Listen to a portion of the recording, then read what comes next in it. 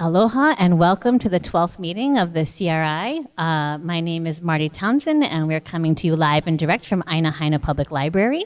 Here to talk about the Community Representation Initiative for Red Hill. We'll start with our Oli.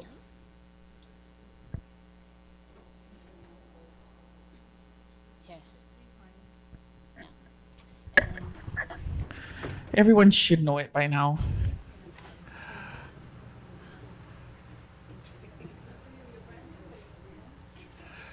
So it's Oli written by Kumukoe Kapu Kalani Hewitt, and it just helps us to center our focus on why we're here, which is for the vai, which is for the water. Okay, we're gonna do it 3 times. Ola I ka ha, ola I ka vai, ola I ka I, Hawaii, Hawaii, Hawaii. Ola I ka ha, ola I ka vai, ola I ka I, Hawaii, Hawaii, Hawaii. Ola I ka ha, ola I ka vai, ola I ka I, Hawaii, Hawaii, Hawaii. Mama ua noa, mahalo.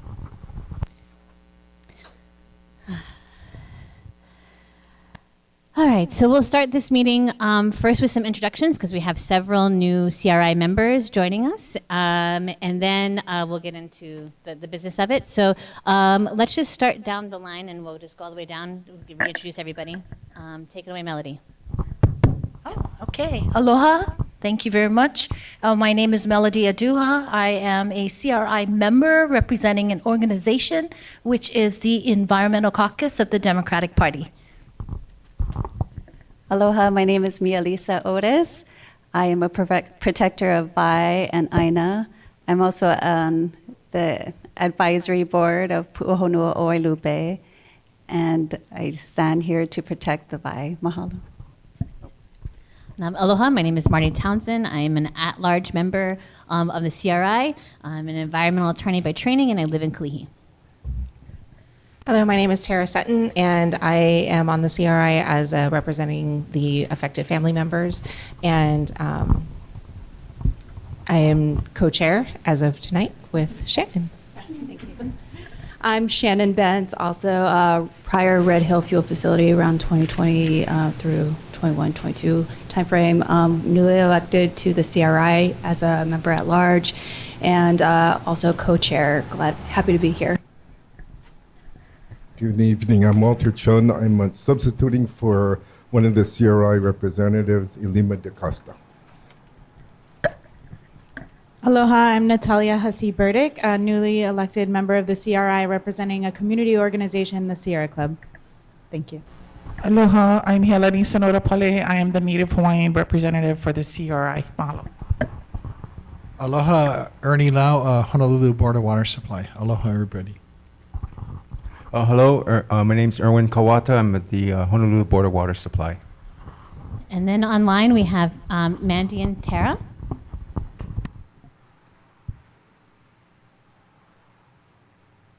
Aloha, can you hear me? Yeah, go ahead, Mandy, and then Tara after. Sure. Aloha, my name is Mandy Feint. I am a prior Ford Island resident and an impacted family. I serve on the CRI to represent those impacted families, particularly those of us who have moved off island. I will not be turning on my video tonight. I'm about 1 week post-back surgery. So I am listening in from Virginia tonight. Thank you all. Good to see you all. Thank you, Mandy. Tara?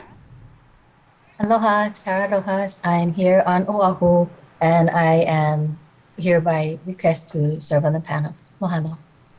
Thank you very much. So in this meeting, we're going to spend a significant amount of time going into the lead question, and I appreciate that there are several members of EPA staff who are here online to help with that presentation. But before, and then we'll go into addressing other issues, especially from the Board of Water Supply, given all of the revelations that have come out about the spreading plume of contamination in the AOL. But before we get to that, I am very pleased to pass the mic to our new leadership. So Tara Sutton and Shannon Bentz are the new chairs for the CRI. Everyone be very, very nice to them, or I'll be mean to you. Okay, well, good evening. I almost said good morning. That's how tired I am. Let's go ahead and let the EPA people get started, but could you guys introduce yourself and your team first, and then go on to your presentation?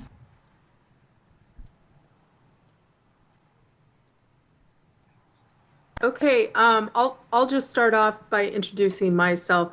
This is Amy Miller. I'm the director of the Enforcement and Compliance Assurance Division, and we have some folks from our drinking water office here to talk about lead based on last month's conversation around lead sampling. So I'm going to pass it on to Luis. Hi, everybody. My name is Luis Garcia Bacarich, and I am manager of the Drinking Water Office in EPA Region 9 in San Francisco. I'm going to be leading or presenting in a few moments on the lead and copper rule. I'll be doing so with my colleague Claudia Espinoza. And maybe, Claudia, you could introduce yourself. Hi, my name is Claudia Espinoza. I think many of you already know me. I am the drinking water lead for Red Hill, and I will be co-presenting tonight as well for lead.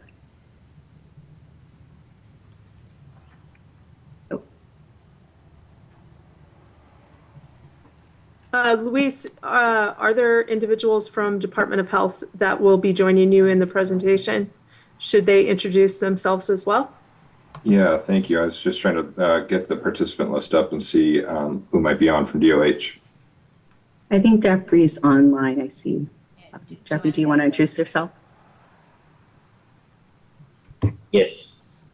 Good afternoon, everyone. My name is Jeffrey Tsai.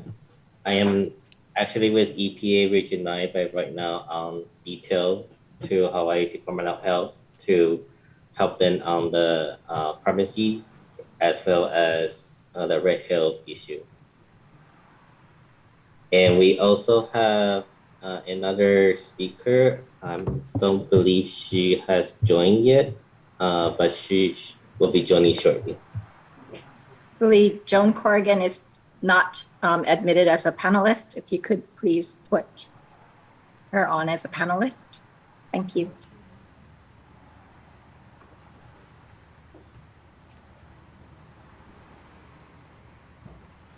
Sorry, and I'm Joanna Cito with the Department of Health Environmental Management Division. And we'll introduce the rest of the EPA folks later if topics come up that they need to talk about. I just wanted to have the drinking water folks introduce themselves. And so then shall we jump into our drinking water presentation? Okay, very good. And Claudia, are you going to be able to share this evening? Would you like me to? I should be able to. Give me 1 second and see if I can share my screen. All right, thanks. Yes, you should be able to. Just let me know if there are any issues. Okay, perfect. Well, hello. Thank you for having us this evening. As Amy mentioned, we've had a lot of questions over the past several months, really, and most recently in the last several weeks about lead. So we wanted to take this time to have a deep dive on lead to not only just address all the questions, but also to provide information on the lead in drinking water regulations, as well as how we are addressing lead in the special investigation at the Joint Base Pearl Harbor and Army water systems. And then also provide a general overview of some of the lead initiatives that we are doing here in the state of Hawaii, but also at a national level. So with that, we have a very packed agenda tonight. So I'm going to try to keep it moving so that we have enough time. First, my colleague Luis is going to be providing an overview of the lead and copper rule. Then Hawaii Department of Health will be providing their review of the Joint Base Pearl Harbor System's compliance with the lead and copper rule. And then I'm going to be talking about specifically lead testing under the long-term monitoring and extended drinking water monitoring plans. And then both EPA and DOH will talk about the lead initiatives that are being done on a holistic level to reduce exposure of lead in drinking water. And then we'll have time at the end for questions and answers. Now I will hand it over to Luis to go over the lead and copper rule. All right, thank you very much. Again, my name is Luis Garcia Backrich with the EPA Region 9 Drinking Water Office. And if we go to the first slide, please.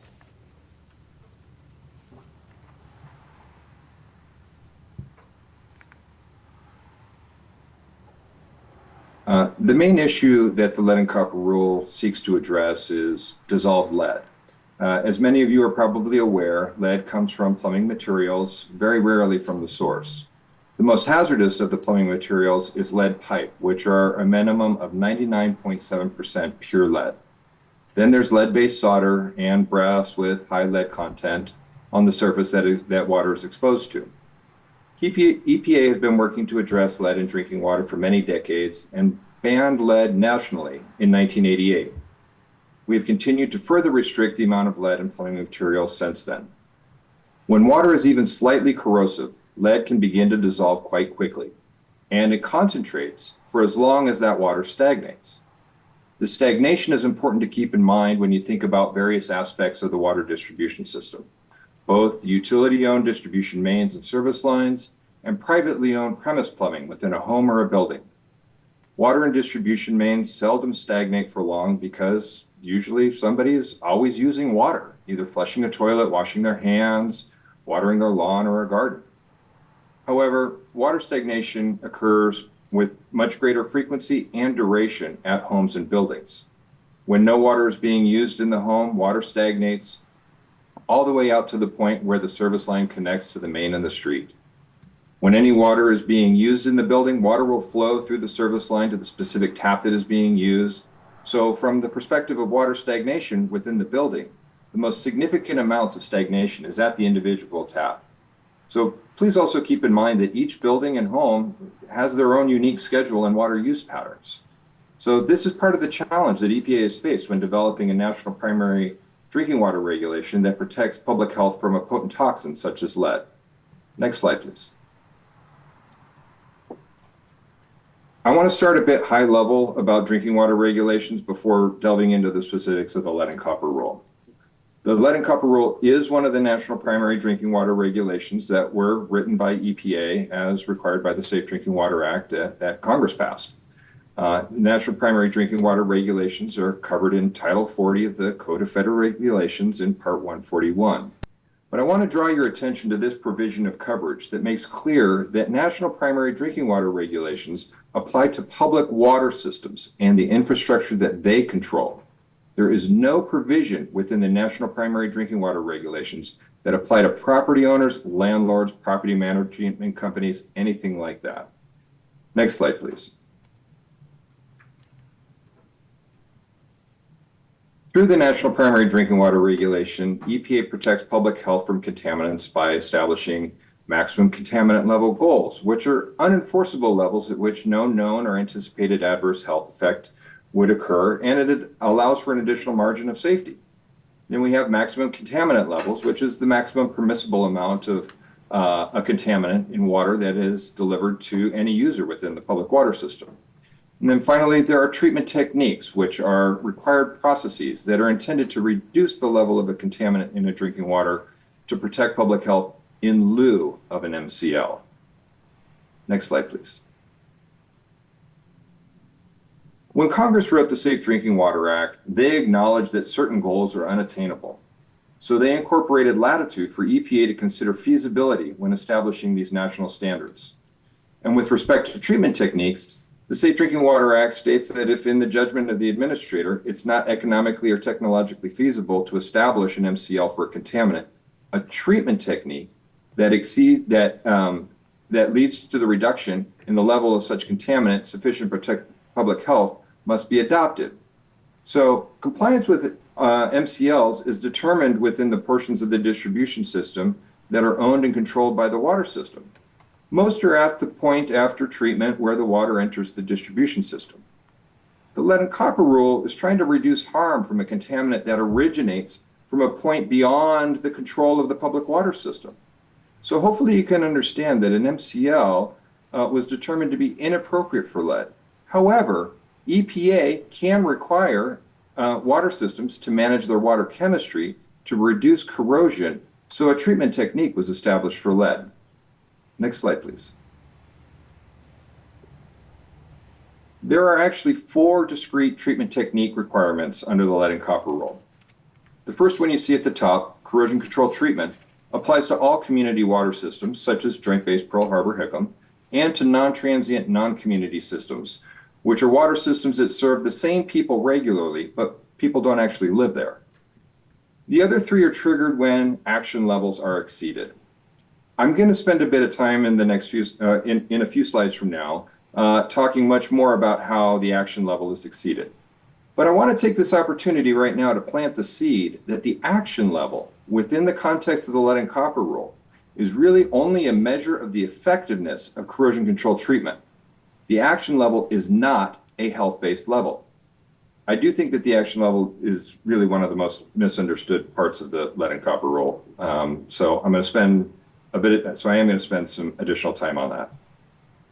Building on what I just said, that the action level is only a measure of the effectiveness of corrosion control treatment, the reason why the action level is critical for the other treatment techniques is because that those requirements are fallback measures if corrosion control treatment alone is not sufficient to reduce lead concentrations in tap water samples.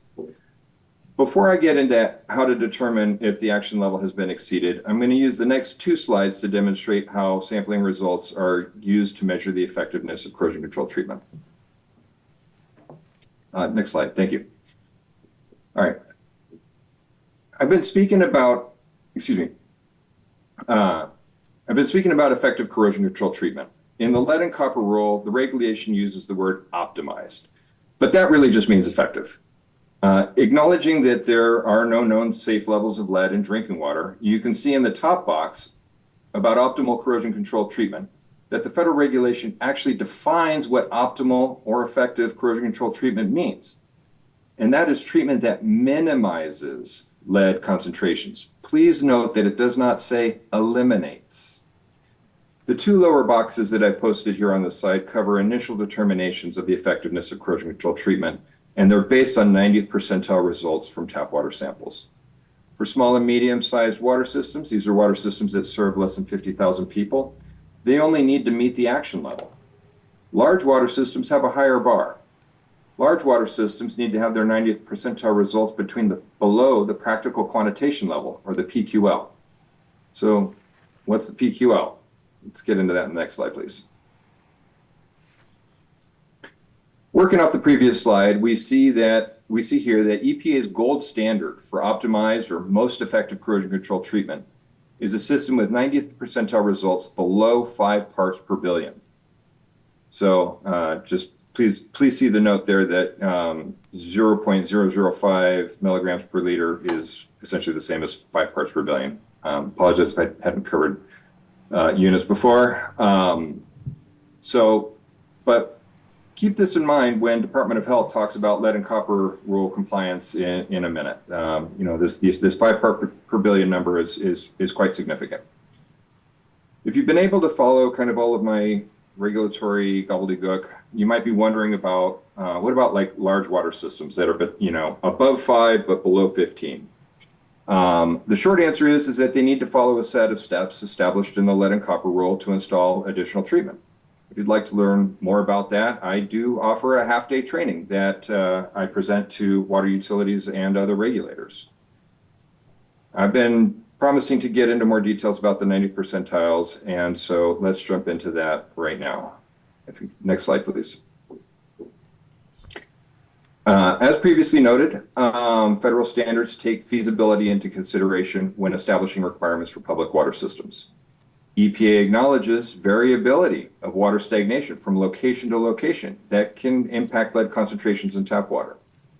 So when establishing the treatment technique trigger for the lead and copper rule, and as I demonstrated in the previous two slides, EPA determined that a well-run public water system should be able to achieve lead concentrations of 15 parts per billion or less in 90% of their samples. This also means that EPA acknowledges that up to 10% of the samples can be greater than 15 parts per billion. And I would also like to note that EPA did not establish any sort of upper limit for detectable lead. Over the next couple of slides, I'm going to demonstrate really quickly how 90th percentiles can be determined, so you understand what an action level exceedance looks like. Next slide, please. So we were talking about how 10% of the samples can be greater than 15 parts per billion. If we have 10 samples, for example, then we see that you can have one really high sample. In this case, that's 10,000 parts per billion. That is astronomically high. The second highest, which is sample number 9, which would be the 90th percentile result, is 15.4 parts per billion. Because of significant figures, 15.4 would actually round down to 15. And so this would actually not be an action level exceedance. And I'd like to draw your attention that all the rest of those results are right at 15 parts per billion. This is not an action level exceedance, even though we have lots of detectable lead. Let's take this a step further in the next slide. So let's say a utility has been collecting 100 samples, right? 10% of 100 is 10. So we're going to take our 10 highest samples that you see here, and they are all really screaming high, and we're going to put them aside, and we're going to take a look at sample number 90. And this is, again, the 90th percentile result, and as I explained on the previous slide, 15.4 rounds down. Let's take this one step even further. Now, let's say you had a sample pool of approximately 8,000 samples. The 90th percentile result from that sample pool would be sample number 7,200. So even if you had 100 sample results over 15 parts per billion, that would still be less than 2% of the samples, which is nowhere near the 10% threshold needed in establishing the lead and copper rule. Next slide, please. As many of you are very well aware, the lead and copper rule is highly prescriptive in how the samples are collected. It describes the specific locations where samples need to be collected, and it describes the method in which the samples need to be collected.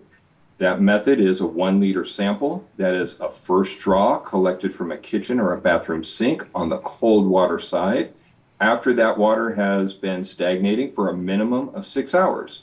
So essentially no, usage of any water usage in the home. Next slide, and this is my final slide for my lead and copper rule overview. As I've mentioned several times throughout these past number of slides, the lead action level is not a health-based level. Sampling in accordance with the process that I just talked about is only to determine the effectiveness of corrosion control treatment throughout the system and to determine if other protections are necessary. I would like to add that the lead and copper rule requires that when tap samples are collected under the lead and copper rule, the lead results need to be made available to the people that consume water from the tap that was sampled. In my many years of reviewing lead and copper analytical results, I've never found a false positive lead result. From my perspective, every lead result is real and should be taken seriously. While the lead and copper rule may not feel entirely satisfactory with respect to the level of protection that lead demands, I hope that this presentation has provided an understanding of what triggers regulatory action for a drinking water utility under the National Primary Drinking Water Regulations. And with that, I will turn it over to the next presenter. Let's see if this works now. I did share the sound.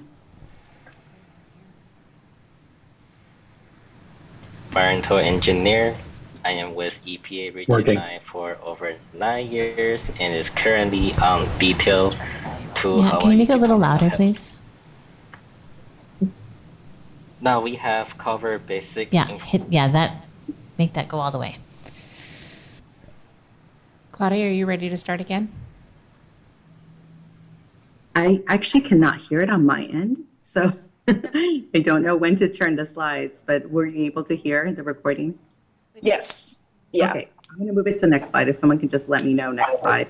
Okay. Did he stop speaking in the recording? I am not able to tell because I can't hear it on my end. Go ahead and go to the next slide. Let's see what happens. Okay. Now we have covered basic information of the lead and copper rule. We would like to show you the compliance history for both Navy and MMR systems since 2010. The blue table on the left is the data from the Navy system, whereas the green table on the right is the data from the Army system. The monitoring frequency can be different from systems to systems, but in general, they can be on a 6-month annual or triennial frequency. Let's focus on the blue table first. From 2010 to 2023, all 90th percentile are below 5 part per billion. As a reminder, the particle quantitation level is 5 part per billion. Since the 90th percentile is below the 5 part per billion, the system is deemed to have optimized corrosion control. If the 90th percentile is above 5 part per billion, the system will have been required to have corrosion control treatment. During each of their monitoring period, the system has been in compliance. After the Red Hill incident in 2021, DOH required the Navy to go back to 6-month monitoring due to the potential change of water quality after extensive flushing and switching to a sole source. After 2 rounds of samples with 90th percentile below 5 part per billion, which you can see in 2022, first round and second round, the system is now on annual monitoring period. In short, the compliance data indicate that the Navy system does not have corrosion issue. As for the AMR system, which is the green table on the right, has similar results. From 2011 to 2023, all 90th percentile are below 5 part per billion. Since the Army system is a medium-sized system, meaning the system is serving greater than 3,300 and less than or equal to 50,000 persons, the system is deemed to have optimized corrosion control if 90th percentile is below 15 part per billion. Similar to the Navy system, the AMR system had also switched to 6-month monitoring after the Red Hill incident. Right now, they are on annual monitoring this year. In summary, both Navy and Army system are in compliance to the lead and copper rule. Now I will hand the mic back to EPA.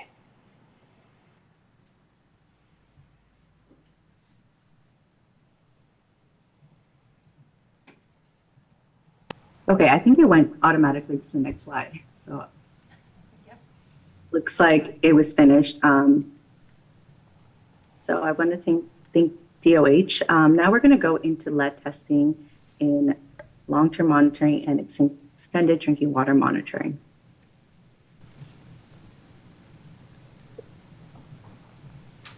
Okay, so just to kind of go back, on November 29, 2021, Department of Health issued a public health advisory recommending the Navy water system consumers to avoid using water for drinking, cooking, or oral hygiene following a fuel release impacting the drinking water source for the Navy's Joint Base Pearl Harbor Hickam public water system and also the Army's Aliyah Manu Military Reserve public water system.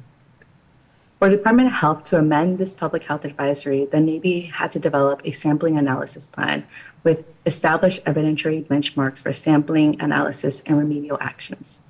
The Department of Health amended this advisory over time and made the final amendment to the advisory to clear all 19 zones and Manana housing on March 18, 2022, and declared all water in these zones safe to drink.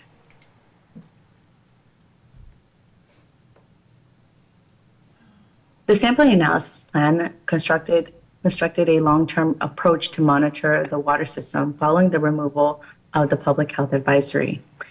The Drinking Water Long-Term Monitoring Plan, or LTM, for the Joint Base Pearl Harbor and AMR water systems was developed by the Navy and Army to fulfill this post-drinking water advisory requirements of the sampling analysis plan and was approved by DOH and acknowledged by EPA on June 16, 2022. The long-term monitoring plan was intended as a surveillance tool to ensure the drinking water system was free of petroleum and response byproduct contamination over the course of 2 years. I want to emphasize that the monitoring completed under LTM was in addition to the regulatory drinking water monitoring that these water systems still needed to complete.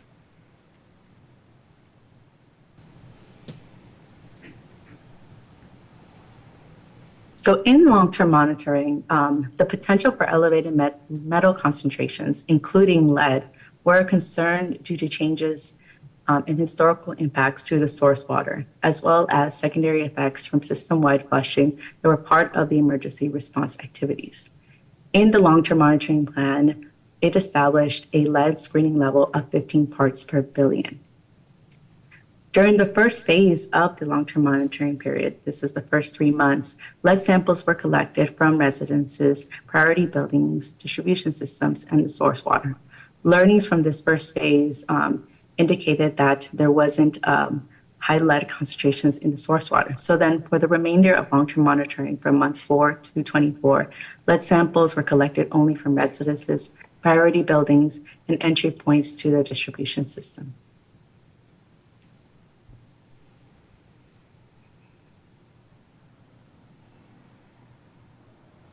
So during long-term monitoring, there was 8,579 samples collected to test for lead in 6,341 locations. Of these samples collected, 2,656 were non-detect, meaning that it was below the detection level of the analytical instrument. There were 5,897 detections of lead concentrations above the method detection limit. Of these detections, the great majority were below 5 parts per billion. As we discussed earlier in the lead and copper rule presentation, EPA's gold standard for optimized corrosion control treatment in a water system is 90th percentile results below 5 parts per billion. Though this is not regulatory sampling and following a different methodology, it puts into perspective that the lead detections that were seen in long-term monitoring were very low and a good indication that the water system's effectively minimizing lead exposures. During LTM, there were also 26 lead detections above the screening level, for which you can see a geospatial layout of these detections in the image to the right.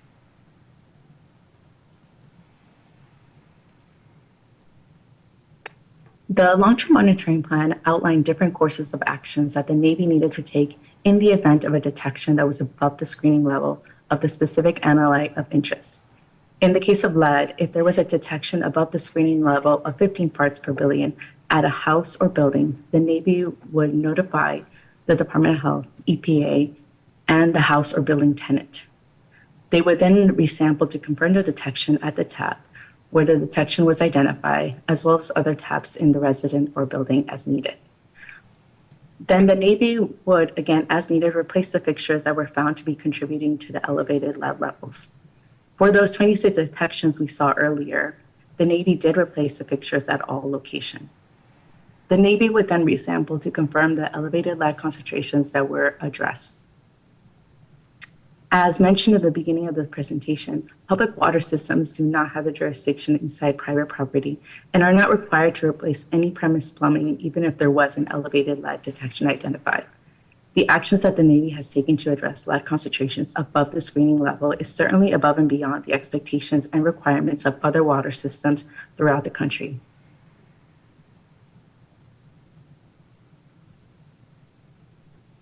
So from LTM, there were approximately 65% of all residents that were sampled within the 20 zones.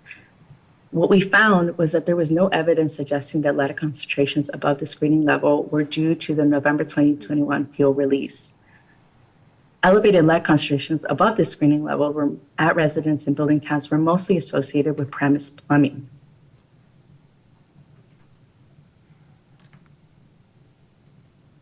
So now we're into EDWM, and the Extended Drinking Water Monitoring Plan, or EDWM, incorporates the lessons learned from long-term monitoring and focuses on JP5 and fuel-related analytes to identify the potential impacts to the drinking water systems and ensures appropriate corrective actions are taken.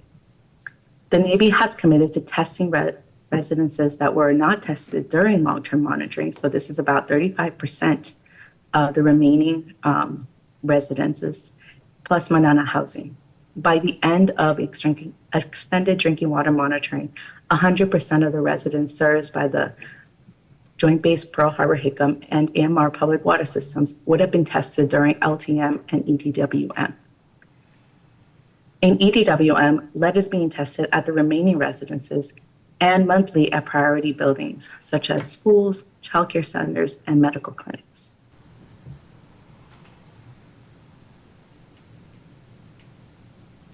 So far in EDWM, we have data available beginning from March 11th of this year through August 30th in the Navy's Safe Waters website. There's been a total of 2,224 samples for lead collected at 1,588 locations. Of these samples, 1,009 were non-detects, and there have been 1,215 detections. Again, we see a similar pattern from what we saw in LTM. A great majority, almost all of them, were below the 5 parts per billion, and only less than a handful actually were between 5 to 15 parts per billion. And there have been no detections above the screening level, which still remains at 15 parts per billion. Oops. Okay, before we get into that, again, we want to reemphasize that we're looking at two different things here. At first, we talked about the lead and copper rule, which is part of our national drinking water regulations. And then what we are doing here for long-term monitoring in EDWM is a special investigation. Samples collected for the purposes of a special investigation and not for standard drinking water monitoring compliance are not required to follow EPA's drinking water regulations, i.e. the lead and copper rule. The Navy's long-term monitoring and extended drinking water monitoring programs were developed to continue to investigate the potential impacts of the November 2021 JP5 fuel release at the Red Hill Bulk Fuel Storage Facility to the Joint Base Pearl Harbor Hickam and AMR water systems, and therefore sampling protocols were established as appropriate for this investigation. For lead, the sampling protocols were established to evaluate potential impacts from the source water and the effects from system-wide flushing that were part of the emergency response activities. So with that said, I'm going to pass it over now to the Department of Health, and this is, again, going to be another recording, so hopefully it moves on its own. And they're going to do a bit of a apples to oranges comparison. We know that these are two different initiatives, compliance sampling and then special investigation. But for the purposes of this discussion, we wanted to kind of show how they do compare to each other, looking at the values. So I'm going to move to the next slide. As EPA mentioned, data from LTM and EDWM are non-compliant samples. Due to the difference in the sampling procedure, the comparison is not really apple to apple. However, for the sake of comparison, here's a table showing data from the Navy system. From the earlier slide, we have already mentioned that the Navy system is in compliance to the lead and copper rule. From 2022 to 2023, all 98th percentile are below 5 part per billion. This table shows more detail on the data. From 2022 to 2023, the Navy had conducted 3 rounds of lead and copper sampling. One of the sampling rounds has range of detection from less than 0.5 part per billion to 14.12 part per billion. This is the only detection during these 3 rounds period. There is no sites above action level. From the LTM and EDWM data, the range of detection is from less than 0.5 to 63.4 part per billion, with around 11% of sites with lead over 0.5 part per billion and 23 sites over the action level, which equate to about 0.26% of sites over the action level. There are 49 lead and copper rule sites. Lead and copper monitoring sites overlap with LTM and EDWM sites. Please note that at least the address is the same. However, the actual faucet may be different because for LTM and EDWM, these sites typically the furthest point, such as second floor bathroom, whereas for lead and copper rule, those sites are typically taken from the kitchen sink. In total, the range of detection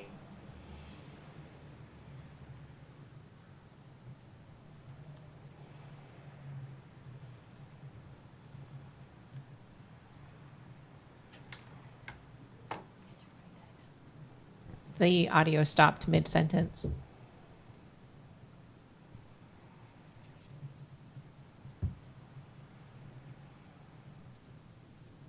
Claudia?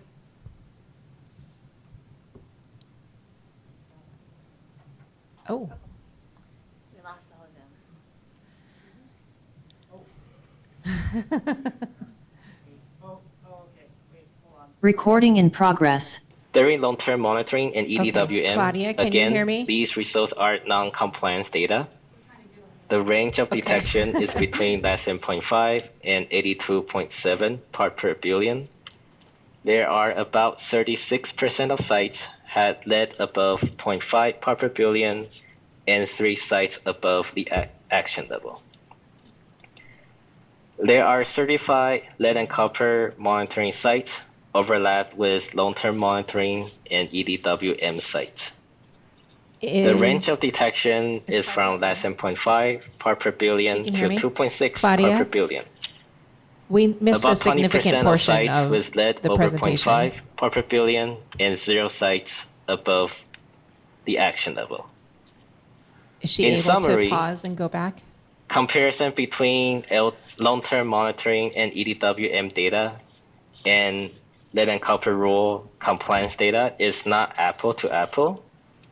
Location of the sampling sites are different, sampling procedure are different, and the data quality objective are different. Claudia, do you mind if you replay the last slide again? It seems like it cut out in the room. Is that okay? Actually, more Okay, than yeah, the let me last go slide, back. probably 5 or 6. Because it. Thanks. We fell off the internet for a minute and then came back and missed a bunch before that. It's not playing. Back more. Can we go back further? Can Claudia hear me? Jamie, can you hear me? Yeah, this one. As for the AMR system, here's a table showing the most recent 2 rounds of compliance data. They were taken in 2023. The range of detection is between less than 0.5 and 2.4 part per billion. About 30% of the sites had lead above 0.5 part per billion, and 0 sites had lead over the action level. During long-term monitoring and EDWM, Again, these results are non-compliance data. The range of detection is between less than 0.5 and 82.7 part per billion. There are about 36% of sites had lead above 0.5 part per billion and 3 sites above the action level. There are certified lead and copper monitoring sites overlap with long-term monitoring and EDWM sites. The range of detection is from less than 0.5 part per billion to 2.6 part per billion. About 20% of sites with lead over 0.5 part per billion and 0 sites above the action level. In summary, comparison between long-term monitoring and EDWM data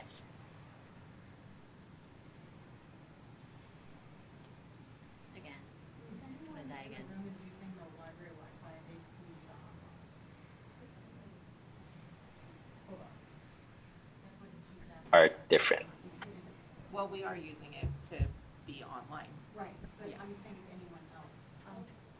Okay. If anyone's on their phone. We can hear you now. Can you hear us now? Yes, we can. Hi. Yes, hello.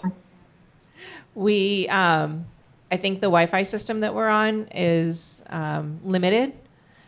So we actually got booted out of the Zoom room and we missed probably more than what was rewound. But okay. That being said, I want to know, Claudia or Amy, your team, if we have questions about those slides, is anybody able to speak to that, or do we need to go back and re-listen to that whole thing?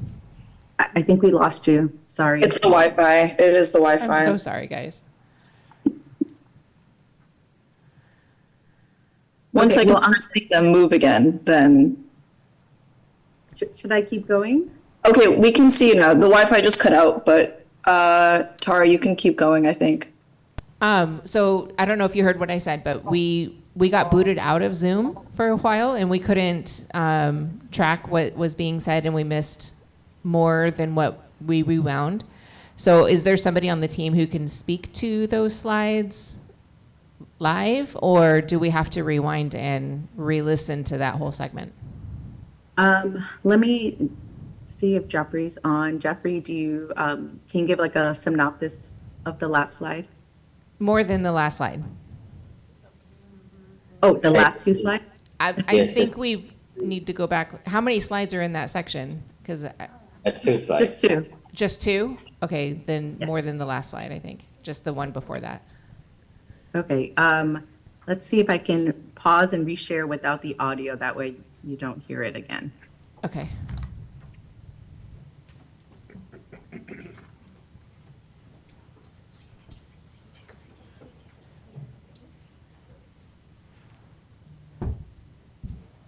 I appreciate everybody's patience. No worries. Okay, Jeffrey, are you able? Yes. Thank you. Everyone. Thank you, Jeffrey. Oh, no problem. Sorry, we previously recorded because I was on work travel and I wasn't sure whether I will be able to make the meeting in time. That's why it was no problem. recorded. I appreciate you planning ahead and trying to problem solve for that, but I'm also really thankful that you're here because this is better. So thank No you. problem. I'm going to turn off my mic and we'll listen now. Okay. All right. So as EPA mentioned earlier, that data from long-term monitoring and extended drinking water monitoring, they are non-standard samples. The slide we use non-compliant sample, but they are same meaning. So due to the difference in sampling procedure, we don't really want to do this type of comparison because they are not really apple to apple, but for the sake of comparison, that's why we are presenting this data to CRI. From the earlier slide that we have already mentioned that the Navy system, they are in compliance to the lead and copper rule. from 2022 to 2023, all 90th percentile are below the 5 part per billion. So the system is deemed to have optimized corrosion control. The table on the slide shows more detail on the data that we get from last 3 rounds. So from 2022 to 2023, the Navy had conducted 3 rounds of lead and copper sampling.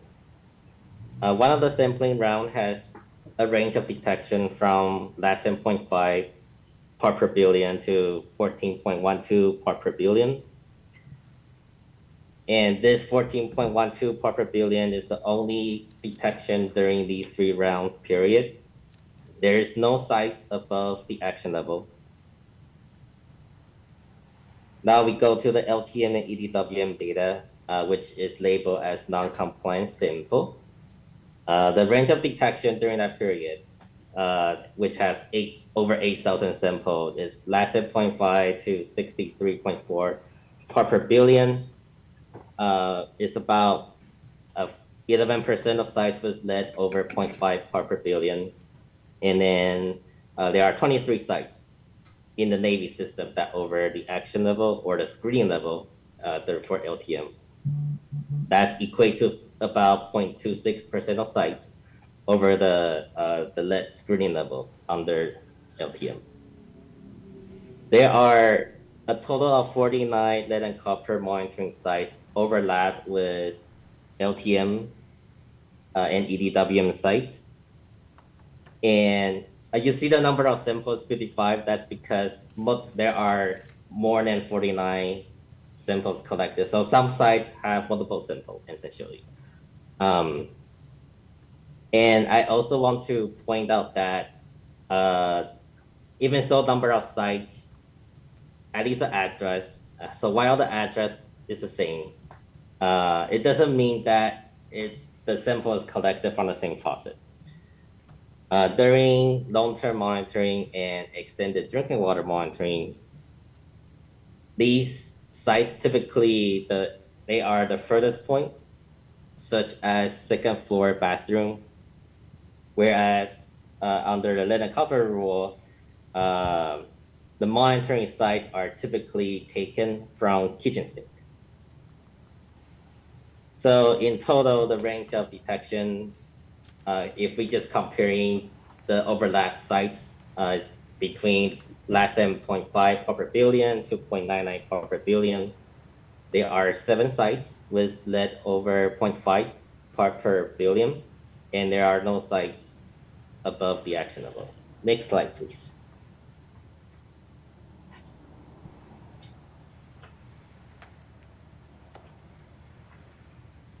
All right, so this slide is showing the Army system.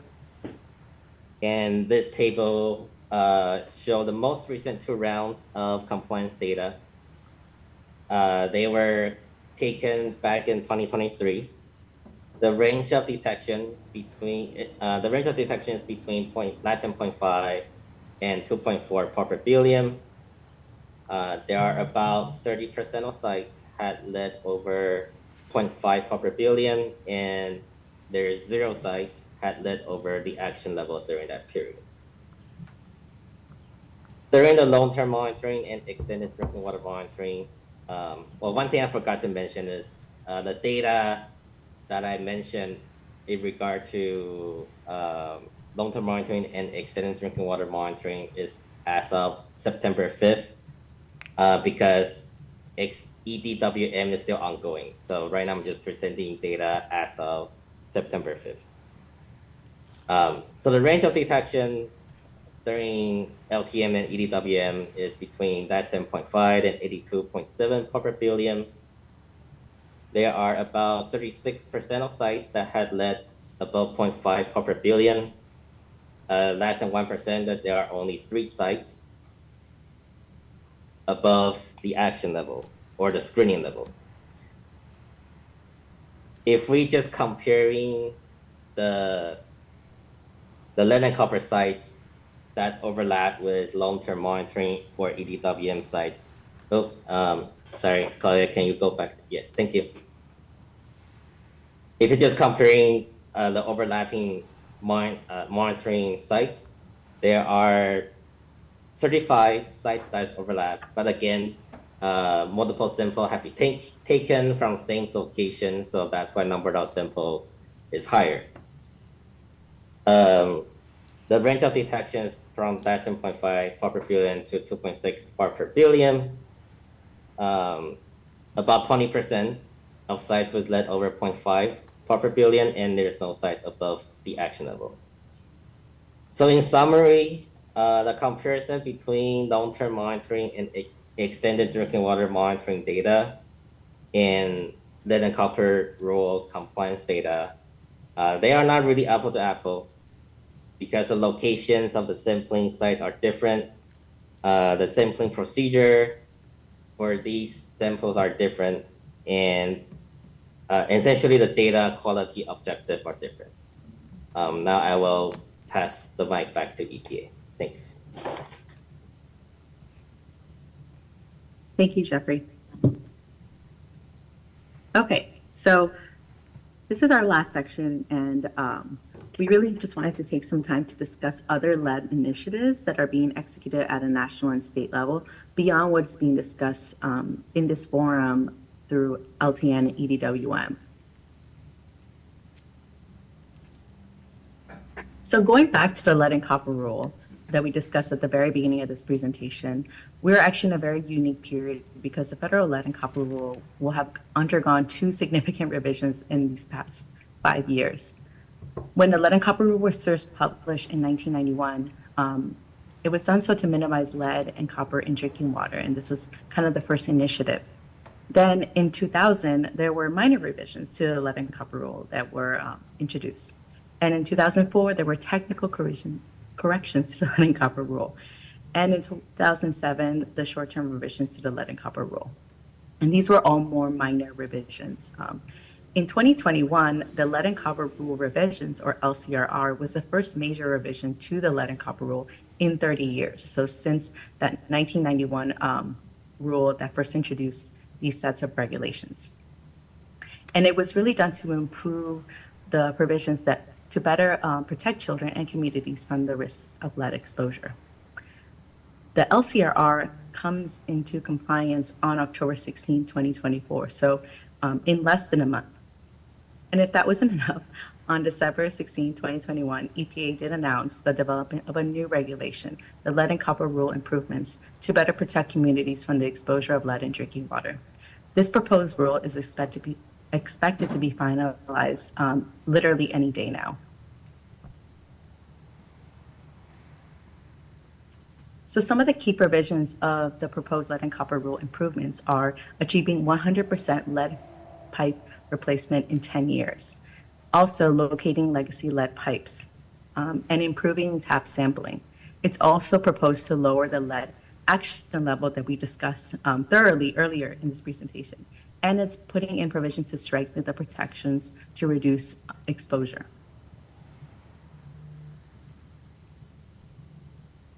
As we await these new lead and copper rule improvement regulations, EPA intends to maintain certain LCRR requirements that support the near-term development of actions to reduce lead in drinking water. These regulations are summarized into 3 main categories. The first one is lead service line inventory. So water systems need to develop and submit to the state an initial lead service line inventory by the October 16, 2024 deadline. And then they have to make an initial and an annual notification thereafter of any known or potential lead service lines to consumers. So this means if there are any lead service lines, or what we call galvanized requiring replacement lines, or even unknown service lines, they need to provide this notification to consumers as part of the public education requirements. And then lastly, if there is any lead action level exceedances, it will be required to have a Tier 1 public notification. And again, this is to make sure that we are communicating the risks of lead. As we mentioned earlier, any exposure of lead is important, and we want to make sure that consumers are aware of this. Now, all of these come into effect by the October 16, 2024 deadline, so very soon.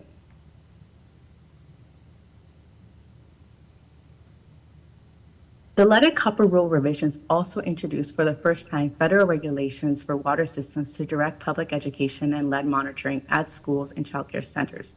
We anticipate that these regulations, though, will be changing with the lead and copper rule improvements, as well as postponing the implementation date to begin the effect of these regulations. So it's not something that we will likely see come into effect on the October 16th deadline, but there will be more to come and more improvements for specifically for monitoring at schools and childcare facilities. But with that said, outside of the federal regulations, there have been many initiatives nationwide to test for lead in drinking water, specifically at schools and childcare centers, since young children are our most vulnerable population when it comes to lead exposure. EPA has a voluntary grant program to test and perform remediation activities at schools and childcare centers. And this is normally called the WIN 2107 grant.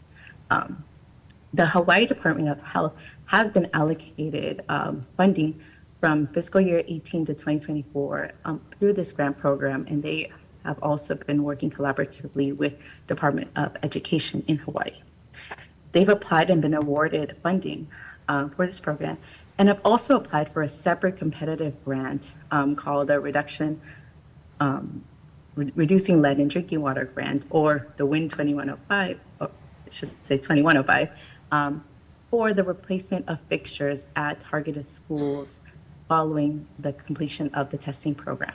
So I know Department of Health is going to talk a little bit more details on their initiatives at the schools and childcare centers.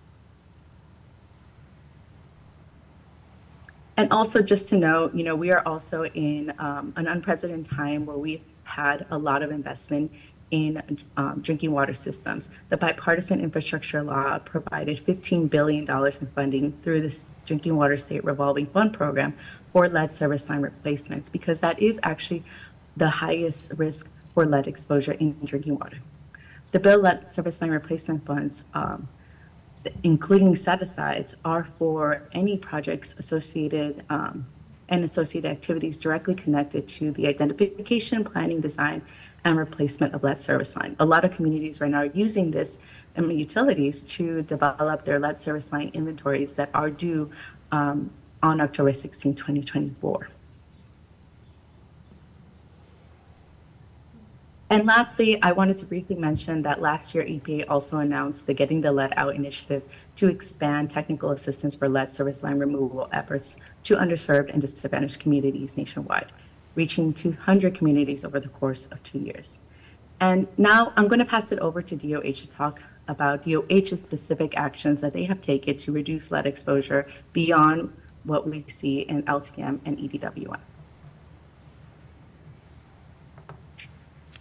Good evening. My name is Joan Clark. I've been with the Department. Actually, I need to start playing this again. So give me a second.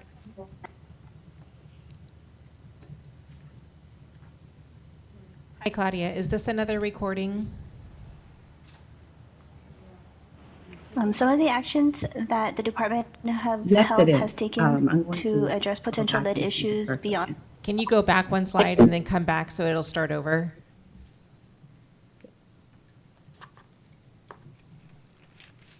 Good evening. My name is Joan Corrigan. I have been with the Department of Health Safe Drinking Water branch for a little over 10 years now. And I spent this last year as the Safe Drinking Water Branch Engineering Section Supervisor. Some of the actions that the Department of Health has taken to address potential lead issues beyond the LTM and EDWM. It includes working with public water systems, particularly the community and non-transient, non-community water systems, including the Navy, Army, and Board of Water Supply, to develop service line inventories, which is actually a requirement under the lead and copper rule revisions, and the due date is less than a month from now, by October 16, 2024. The purpose of the service line inventories is to identify the materials of the service lines so that any possible lead materials can be replaced. Now, the Department of Health has currently received funding from 5 different grant appropriations specifically to address lead in Hawaii. One of the grants was through the WIN 2107, and those funds were used for lead testing in schools and childcare facilities. And it provided funding to sample over 10,000 fixtures. They were initial first draw samples collected from 295 elementary schools and 117 childcare facilities statewide from 2021 to 2022. Of those results, around 46% of those facilities had at least one result above 15 parts per billion. Immediate corrective actions included communicating to each facility with one or more sample results above that 15 parts per billion, and blocking off access to the faucets and using filters. I'd like to just point out that this is similar to the actions that the Navy had to take whenever there were exceedances. So as a follow-up action to the lead testing in schools, where originally it focused on replacing fixtures where lead exceedances went beyond the 15 parts per billion. There was another grant awarded to the Department of Health and Department of Education, $1.4 million, that focused on further actions for test results that were above 5 parts per billion. Of those, it affected 170 schools, and the funding replaced just under 1,500 fixtures. And you can see the results on the website. The link is in the bottom right corner. And for the school summary, if you look at the image on the screen, the replacements have all been done, and the only thing that the parts in yellow and red are waiting for are the follow-up test results after the fixture replacement.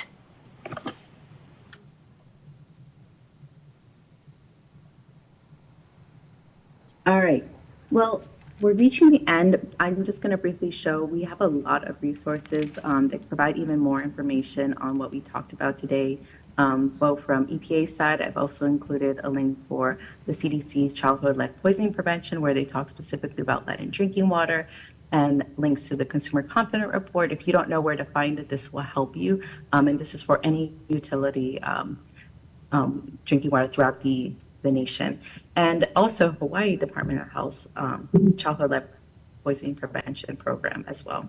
And a little bit more information on the lead and copper rule revisions and LCRI that we discussed briefly today. And since we talked about funding, I also included some additional links for our funding programs related to lead. And with that, that concludes our presentation. Thank you so much for your patience. We hope that this provided more information on lead compliance, on what we're doing for lead detections as part of this investigation with the Navy, and also general information of all of our lead initiatives. Lead is very important to us, and making sure that we communicate about it and minimize exposure of lead in drinking water. So with that, if there are any questions, we are open to taking any right now or also offline as well. Thank you, Claudia. Okay, I think there are questions. I want to start with the first question. Those last couple slides are obviously clickable links. Will these slides be provided? Yes. Okay, cool. And is it, I think we're going to want to put them on our CRI website so that the public has access to them too. So it's not just us here at the table, but the community who's watching. Is that okay? Do you? Yep. Yes, I think that's okay. Yeah. Yeah, it is very much okay. I appreciate that, Amy. Thank you. Mandy, you have your hands up. Let's go ahead and start there.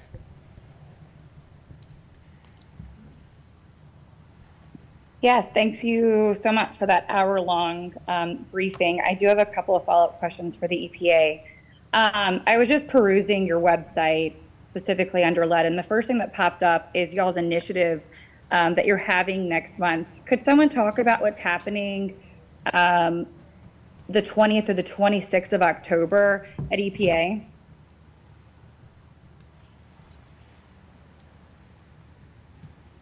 Can you give a little more background on that one?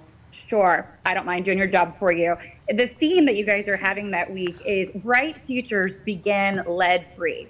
And it's all about this, National Lead Poisoning Prevention Week that you guys are having. And I didn't hear you all mention anything on that, which I found kind of interesting. Because as you know, the military community, which has been predominantly impacted by this water crisis, there's a lot of children in our community, and there's a whole heck of a lot more children that live on Oahu that will be impacted from lead poisoning. And, I read on your website, it says your EPA goal to reduce childhood exposure to lead this is all about your month in October, and you've got this October 16th date coming up, which is awesome. I saw in your key provisions, number 4, it said that your goal is that you're going to be lowering the lead action level. That's going to be coming out on the 16th, right, of October. What is that action level going to be? Did you guys mention that? That is proposed at 10 parts per billion. Okay. And I do want to clarify, sorry, Mandy, just to clarify, it's now coming out on the 16th. So that is the proposed LCRI action level exceedance. So when it becomes finalized, it will then have a compliance date, and that's when it will come into effect. So it's not coming into effect the 16th. So it'll come out on the 16th, and we're having another CRI meeting, at the end of October. Is it possible to get another one of these briefings and how that new action level will then impact the numbers that you all have now? Because we're basing this off of, an old lead and copper rule, right? And there will be a new lead and copper rule with new numbers. And then the results obviously, won't change. Okay. On your website, it says EPA has set the max contamination level goal for lead in drinking water to, what was that? What's the number again? What's the goal? 0. It is 0. That's awesome. Okay. So the last thing I'd like to talk about is you gave us these, like a bunch of numbers, right? And I think a lot of people on here really want to hear how it's going to impact their families and their kids. And I, for one, have 2 of them. Do you know, you talked about there were 2,224 total samples taken from 1,588 locations. How many locations are on the Joint Base Pearl Harbor Hickam water system?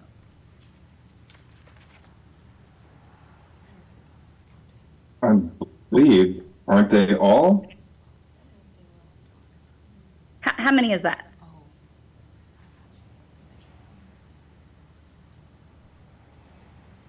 If you don't have it now, could you write it down as a do out? I'd like to know. I mean, that seems, like not a lot of numbers. I would just like to know how many locations there are total. I'd also like to know, and maybe you could get this from the Navy since they're not here, approximately how many children are on the Navy's drinking water system? Approximately how many children are living on the drinking water system? How many children are commuting in to go to the schools on the Navy's drinking water system? And how many kids are commuting in to go to the Navy's child development centers? I'll give you one example.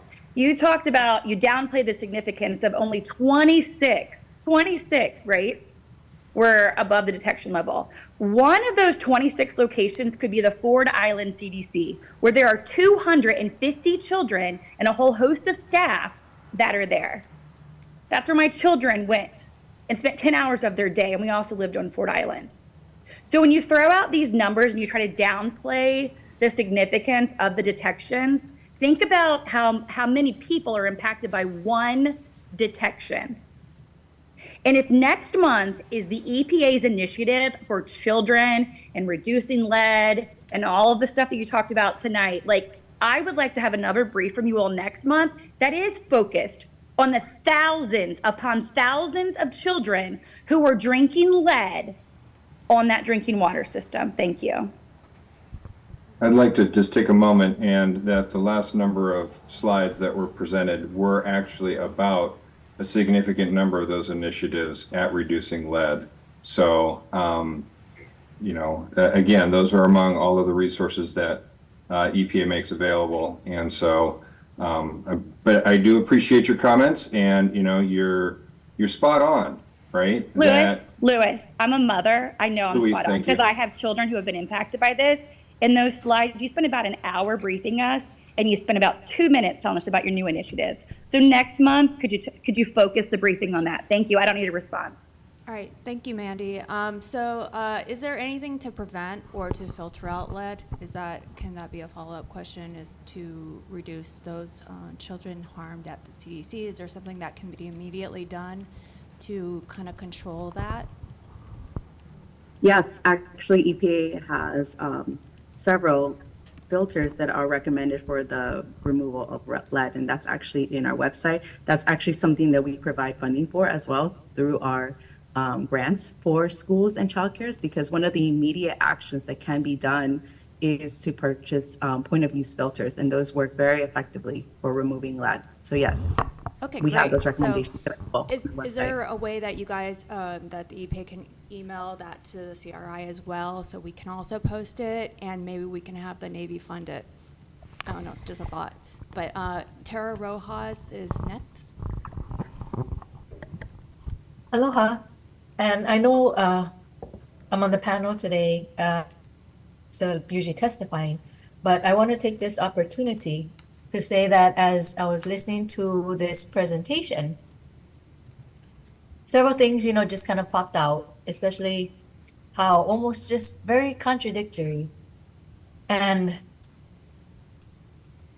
for example, when you talk about that SPWA compliance versus special investigation portion of your presentation, and you mentioned about replacement, and then you emphasize, as needed. So who determines, the as needed? You said you had this many, I think it was like 8,000 or 2,000, I can't remember the exact numbers. But then what happens to all the others? There's a lot more that are affected. You only took, samples from these. So like who makes the decision? Is that included? I can talk about that. Everybody, every house should be that. Yeah, go ahead. Yeah, so Tara, if you want, the long-term monitoring plans and extended drinking water monitoring plans are publicly available at the Navy site, and they actually explain in greater detail the corrective actions for any detections above the screening level. So yes, it is. It's something that is not only presented by the Navy as their corrective actions, but they do provide visibility to both EPA and DOH in terms of the corrective actions, and we do review those. Okay. So for those 26 detections that we discussed earlier, they actually did do fixture replacements for those. Okay. So just to keep in mind now, though, when you go to a website and you have all these actions and there's so many things happening, is it easily findable? Is it easily understandable? Or do we have to hunt and look where exactly can we find this information? One, and then I'll just continue on first, and then you can answer after. Part comment and part from your presentation. My comment is, oil doesn't get removed, from the flushing, basically. If I know you went to the technicalities, but I'm also going to add in that it just, as you're doing the presentation, just makes, us so sick, well, me personally, sick to see the map and to see that whole area, the whole water area, and including the land, the houses by it, is now like, the Superfund site. And we're discussing this to the minute levels. And again, this was a clean, abundant food source. And so why I'm bringing this up, because we're talking about your Red Hill, yes, okay? And we also have to realize that just the other day was the RAB, the Remediation Advisory Board. So when you take a step back, it's almost like, let's contaminate, then let's set up a Remediation Advisory Board, or let's have, the regulators, in this case for Red Hill, make we can remediate, it will take our time, and gaslight with technicalities, and do this on repeat and in new places, because as we're discussing now, there is bombing, continues happening, like on Kaola. Why is it? It's the military. And to have to go through this like month after month, and to be presented now that, well, this is it because it's under 0.5, but yet 0 is the goal.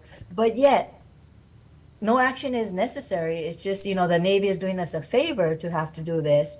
And so what is this? So that's my comment. And two, my last question is, what is it that 10,000 number, 10 parts per billion? If you're saying you're trying to lower it, but it's now more than 5 parts per billion, can you explain that as well? And yeah, so those are my questions and comments. Sure. So as I was trying to explain earlier, the action level is currently 15 parts per billion. The lead and copper rule improvements wants to lower that to 10 parts per billion. The real goal is to try and achieve 5 parts per billion.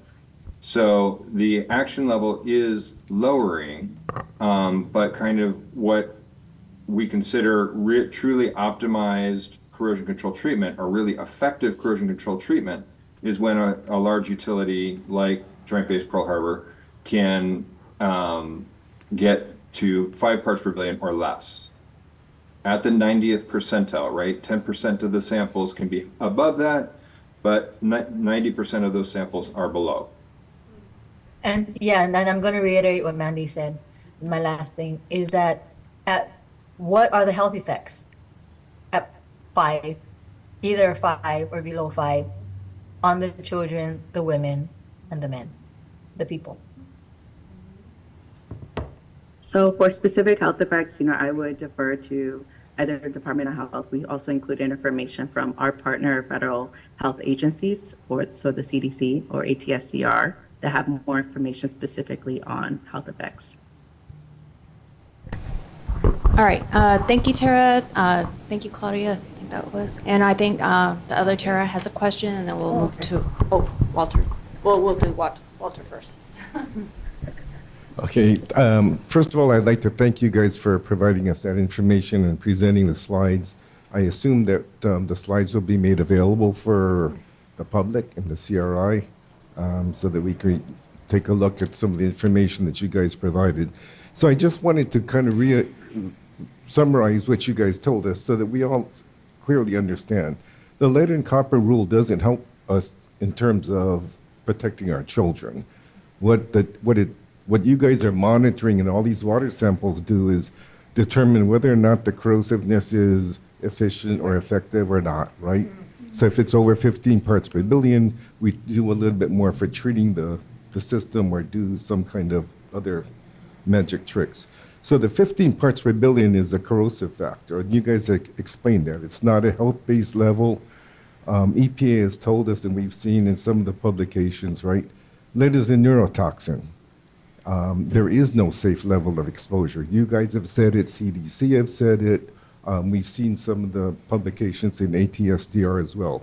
So when we talk about lead, and Mandy's comments and her questions about how many children are exposed is really, really critical, and that is what we're asking, and that is what I think everybody is concerned about, and the response is coming back is, well, we got this lead and copper rule that talks about corrosive effectiveness. That's not what we're talking about. That's not what we're concerned about.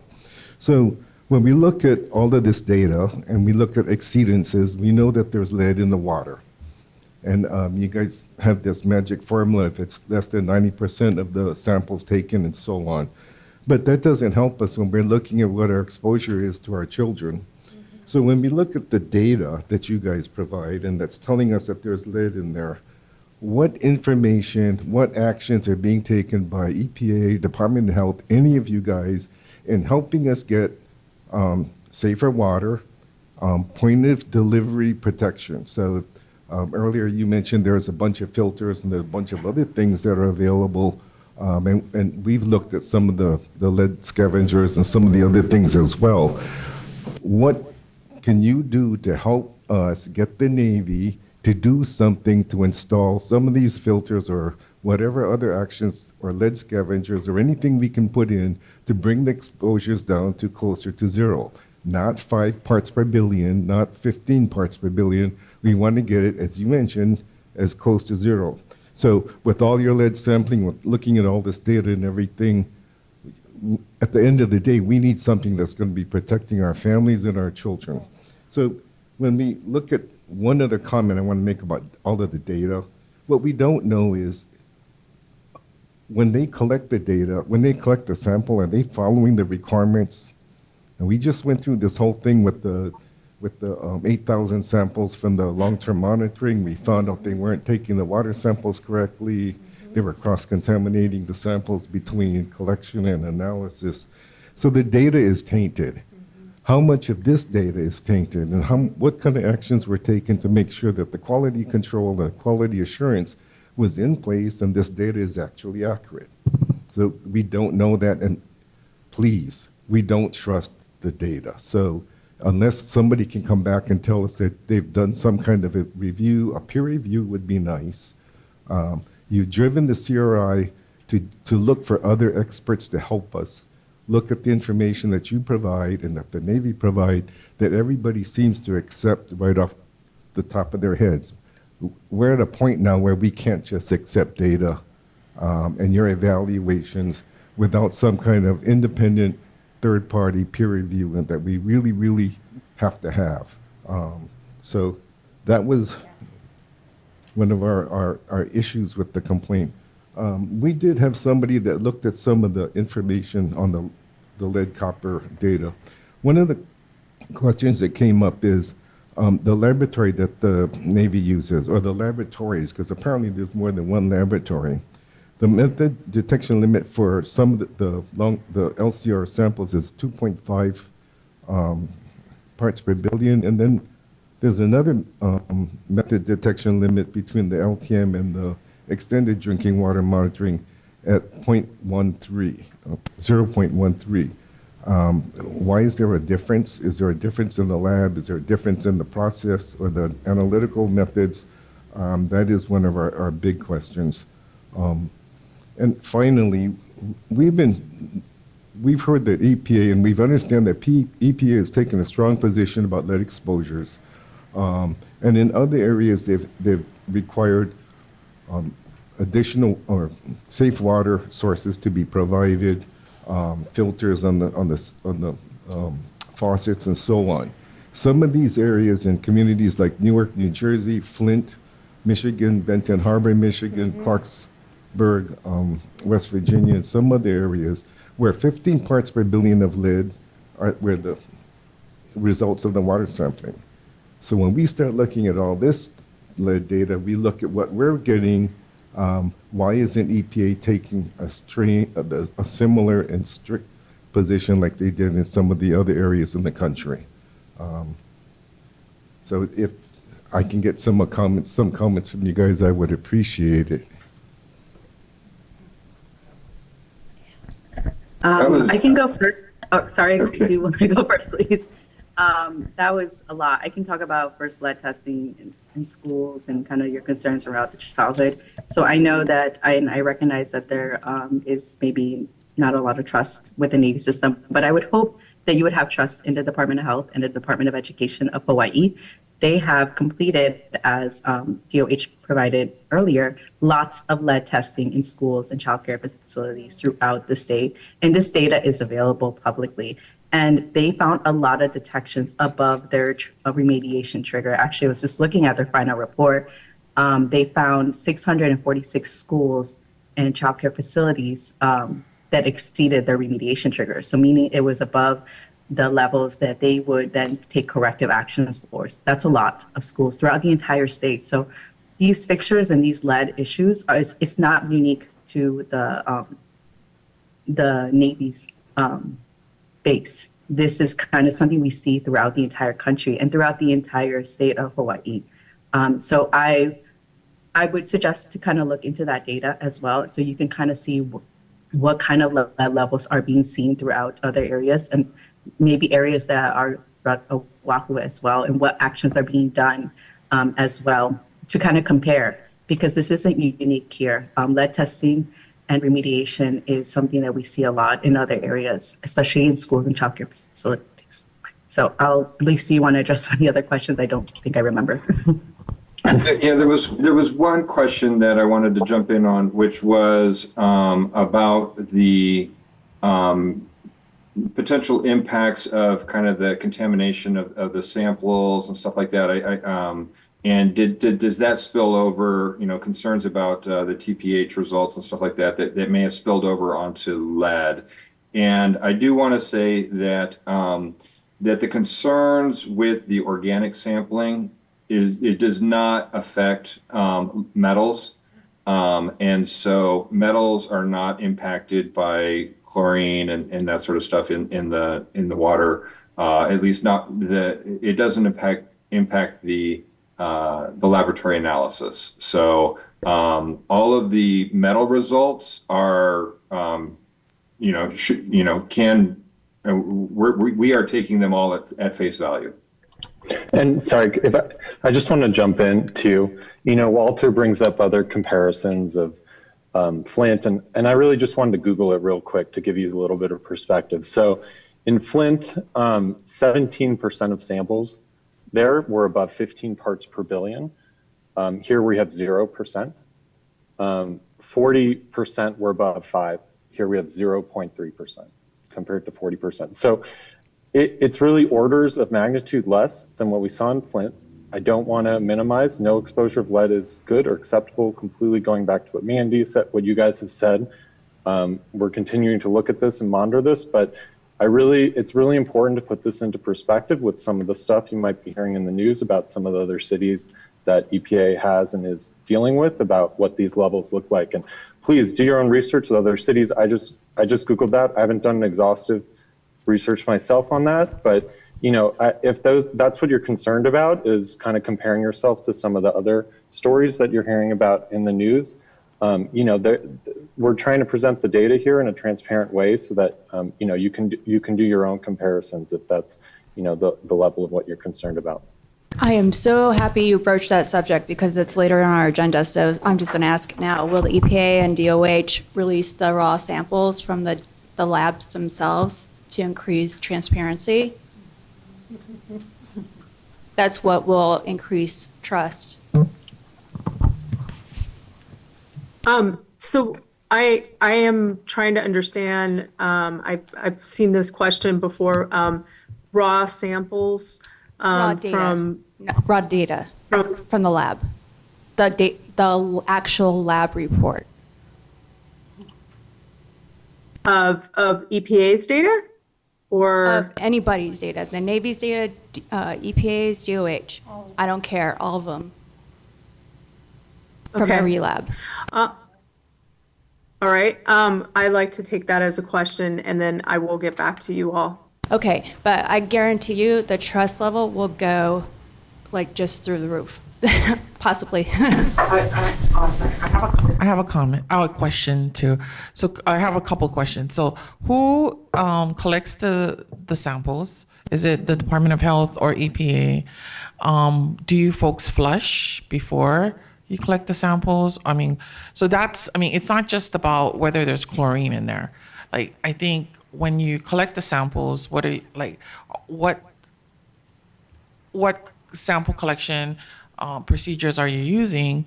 And then I would say, when it comes to trust, just recently the City Council unanimously passed a resolution asking for third-party testing for the PAHs in our water. So that should be a signal to you folks about where we are. That should be a real good reading about where the public is in terms of trust here, in terms of testing and results, and how the samples, who's collecting it, how the samples are collected, and the data that comes along with it. So I think and then to use Flint as kind of the baseline for this, that's not appropriate, I think, at this point. Also, Walter did ask specifically why EPA isn't responding like we're responding in Flint, and so and I will say this about the state of Hawaii, and somebody mentioned the state of Hawaii having all these lead detections. I don't know if you're aware of this, but we're one of the most heavily militarized states in the United States. Oahu alone, 23% is occupied by the U.S. military. So we're talking about lead samples across the state. My guess would be that these samples are taken from schools that are either on bases or are adjacent to bases. And that's just the bottom line. And I will say this, as a Kanaka Maoli who's very busy, as a community member who volunteers her time to come here, I find it very offensive that you guys would put out a recording, you know, and you guys aren't even here in person. We make sacrifices to be here. We are here with good intentions for the future of our children here in Hawaii. And yet you guys sit there and give us this presentation. You lost me at 20 minutes, literally. An hour of presentation and charts and recordings.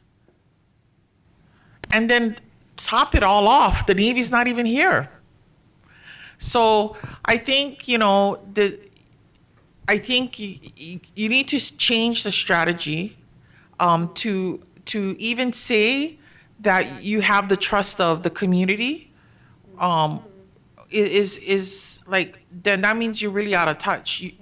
Because you should have been at the city council meeting when the whole elected body of the city council unanimously voted for third-party testing.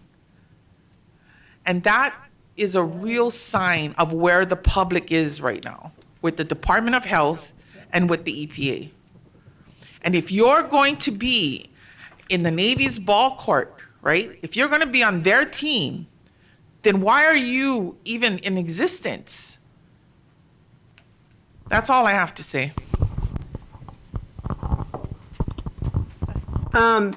We are not on the Navy's team, and I want to get back to your question about sampling, because I'm not certain as to which sampling you're talking about. If you're talking about the Navy's sampling under the long-term monitoring plan, that is their sampling. And some of the concerns that have been raised about how the samples have been taken, I would like to remind everybody that we have begun this effort of overseeing the long-term monitoring plan and how, what the data is showing, how it's been taken. We have sent out recently an auditor to review how they are taking samples. We have also been collecting split samples to provide a better understanding of the accuracy of their sampling. So there are a lot of different efforts that we are trying to do to have assurances that the data is accurate. Thank you. Thank you, Amy. Do you know when that information might first be available? Which the audit laundry report, list you just gave. When can we see the clean laundry? Okay, yeah. So the audit happened, I believe, last month. Report is due within 60 days.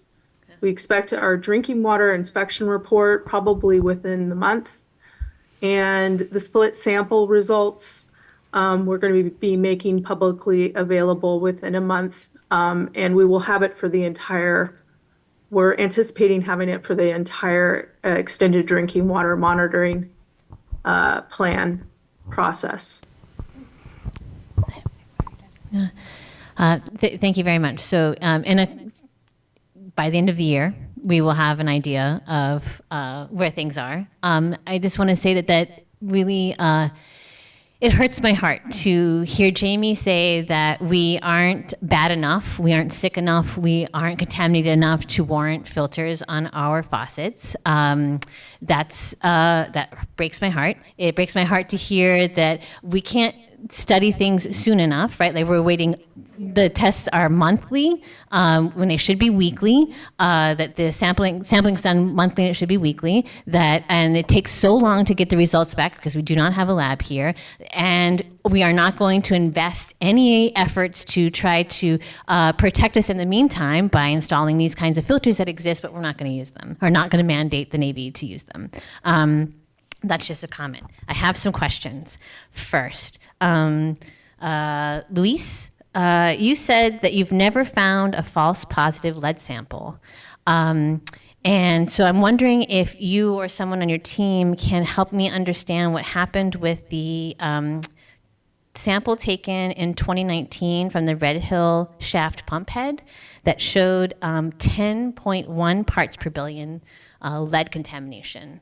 Do you have any explanation for that extremely high lead detection in the water, in the shaft itself? So there can be a number of different explanations for that, actually. I just want the right one for this situation. Well, I'm afraid I can't give that to you then. Okay, is someone investigating this to figure out why there were 10 parts per billion of lead detected in the Red Hill pump shaft? I mean, so please consider the ask, right, is that, how do we investigate a bottle, a sample that was collected 5 years ago? And so there can be more samples collected from the shaft. If that's the case, it is most likely that water was collected through a pipe that could have potentially had lead particulate in it. Okay, so the sample was taken in 2019, 10 parts per billion of lead, and there was no follow-up. Like, I guess I thought I was asking for like the report from 2020 that says this is what was the story behind this 10 parts per billion of lead in the shaft. Sure. I think better than just trying to guess at answers, I'm going to probably need to get back to you on that one. All right. Okay. Okay. I can add to that. Can I ask a follow-up? We're still investigating. So I'm just kind of want to beat off Marty's comment. So I have seen reports. One of my questions was, how do you know the lead's directly in the water system due to corrosion control or things that you're doing? How do you know it's not being drawn from the aquifer itself? Because that aquifer is hot for lead. And I'm assuming now that it's not pumping drinking water, right? It's not regulated, right? So you're probably not drawing samples.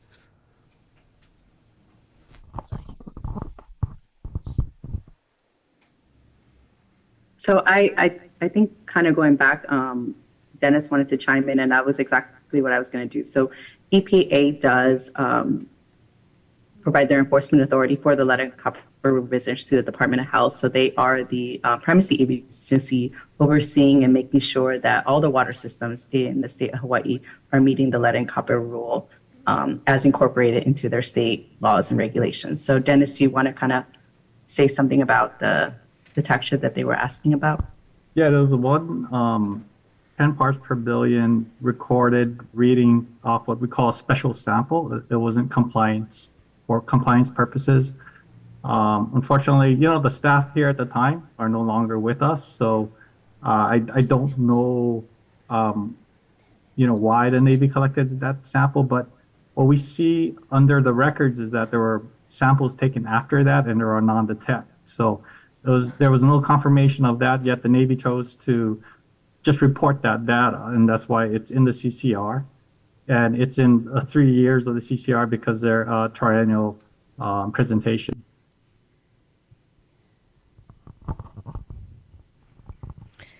Okay. Rosalie, can you please display the map? I have a question about, talking about the lead and copper rule and the sampling that they did. I'm looking at this map. This shows samples taken in the blue by the Navy and in the green by the Army. And what concerns me is that this is supposed to, this map, this data was used, as far as I can understand, to say that the Navy is compliant, the Navy water system is compliant with the lead and copper rule. But my concern is that in this map, all of the Navy samples are taken in Capilina at Iroquois Point, and there are no samples taken in all that space in between. And there was a map that Claudia showed earlier that showed us where those 26 sites were that had high detections, and so which are all in that Hickam area, that part in the middle that has no dots. Can someone talk to this map, please, and explain to me how this says, how you can use this as evidence to say that the Navy's water system is compliant with the lead and copper rule?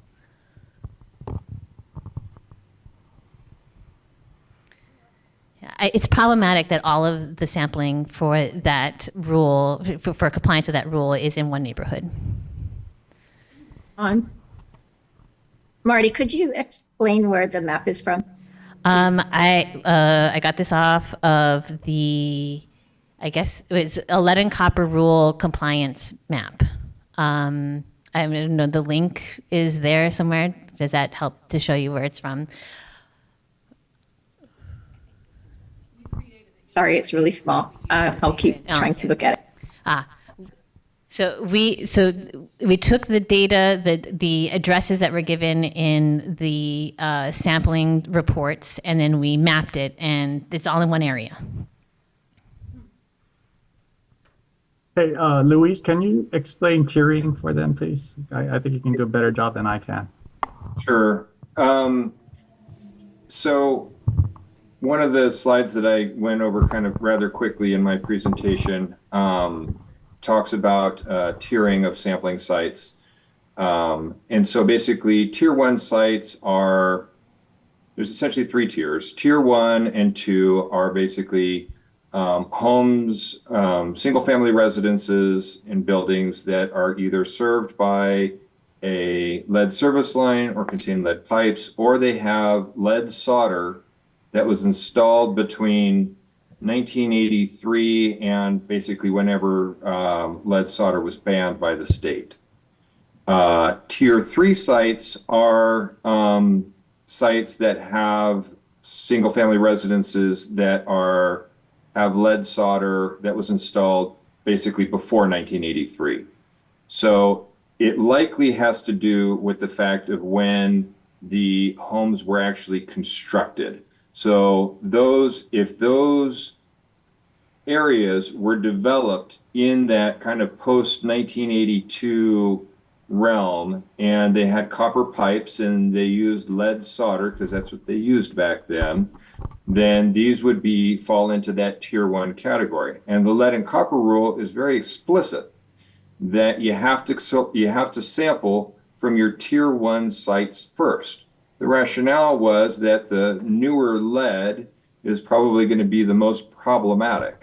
It would have assumed that older lead would have kind of passivated over time, and it wouldn't be, most of what would have kind of corroded away would have probably largely done so.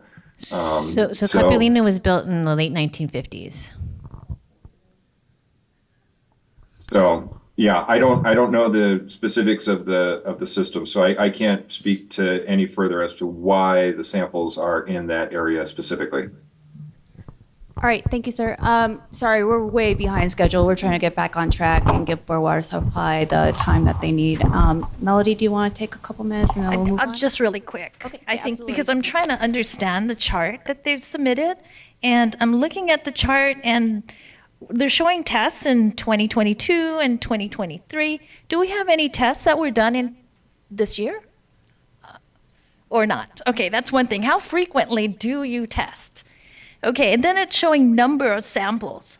So 2022 first round was only 60 samples. And then second round, another 60 samples, 2023, only 36 samples.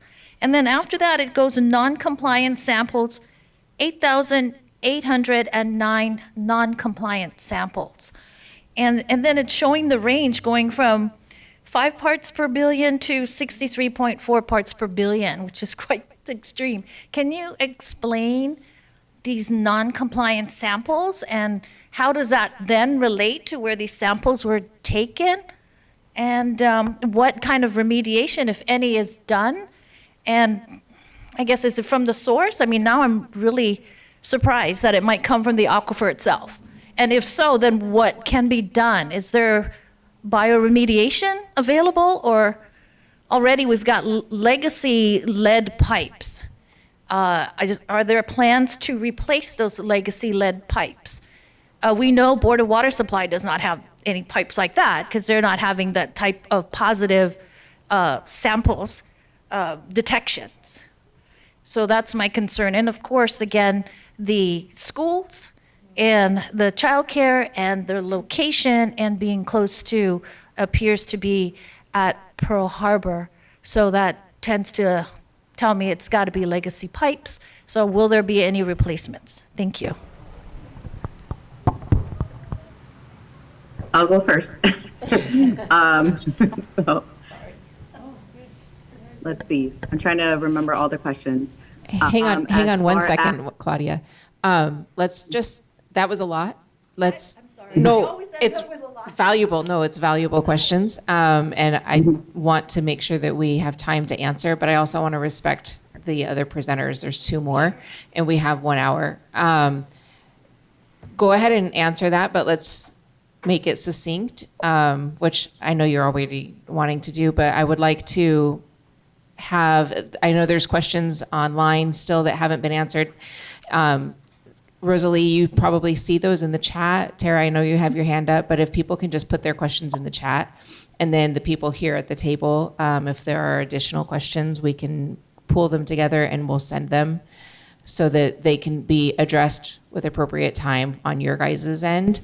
But our people can go forward. Okay, Claudia, go ahead. Okay, I'm going to try to answer the ones I can remember, and if I miss any, just put them in the chat. So as far as lead pipes or really lead service lines, as I mentioned earlier, the lead and copper rule revisions requires that that the water systems provide an initial inventory of their lead service line by October 16, 2024. So this includes all water systems. So Board of Water Supply and the Joint Base Pearl Harbor HICM system, and as well as all the other water systems, will have to provide their initial inventory. So you will know, and you'll be able to find out specifically where there is a lead service line at both the utility side and the customer side very soon. And they do have to provide notifications to customers within 30 days of submitting their initial inventory. So I will say that about pipes. We don't expect to find much in Hawaii, to be honest. But you will know that information very soon. And as far as, I'm trying to remember now. I think I lost some of the other questions. But I do know that I was going to defer to Department of Health to talk about kind of the selection. And I remember there was another question about the non-compliant sampling, and I heard it was around 8,000. That sounds like it's the long-term monitoring and extended drinking water monitoring sampling. And as we described, it's related to an inspection from this fuel release. So yes, those are non-compliant sampling. All that data is available on the Safe Waters website. And that's the purpose of the efforts that were part of the long-term monitoring plan, and now what we're reviewing as extended drinking water monitoring. So separate from the compliance of lead and copper rule sampling and monitoring. And I don't know if anyone else wanted to chime in from the other questions that were asked. Just one other thing that I kind of caught was that, the differentiation between the numbers, in that the lead and copper rule is basically sets a minimum number of samples. And for a water system of the size of Joint Base Pearl Harbor, they would, if they're collecting samples on a 6-month frequency, they're required to collect a minimum of 60 samples. If they collect on an annual or triennial frequency, they're required to collect a minimum of 30 samples. So that's kind of some of that differentiation there. We've been kind of trying to make that differentiation between the sampling that's required by the lead and copper rule versus the sampling that was conducted as part of the investigation of the impacts from the 2021 release.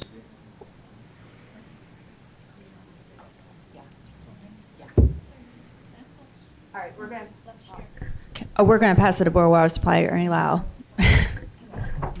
Thank you very much, EPA. We appreciate Thank it. you, EPA. Thank you very much.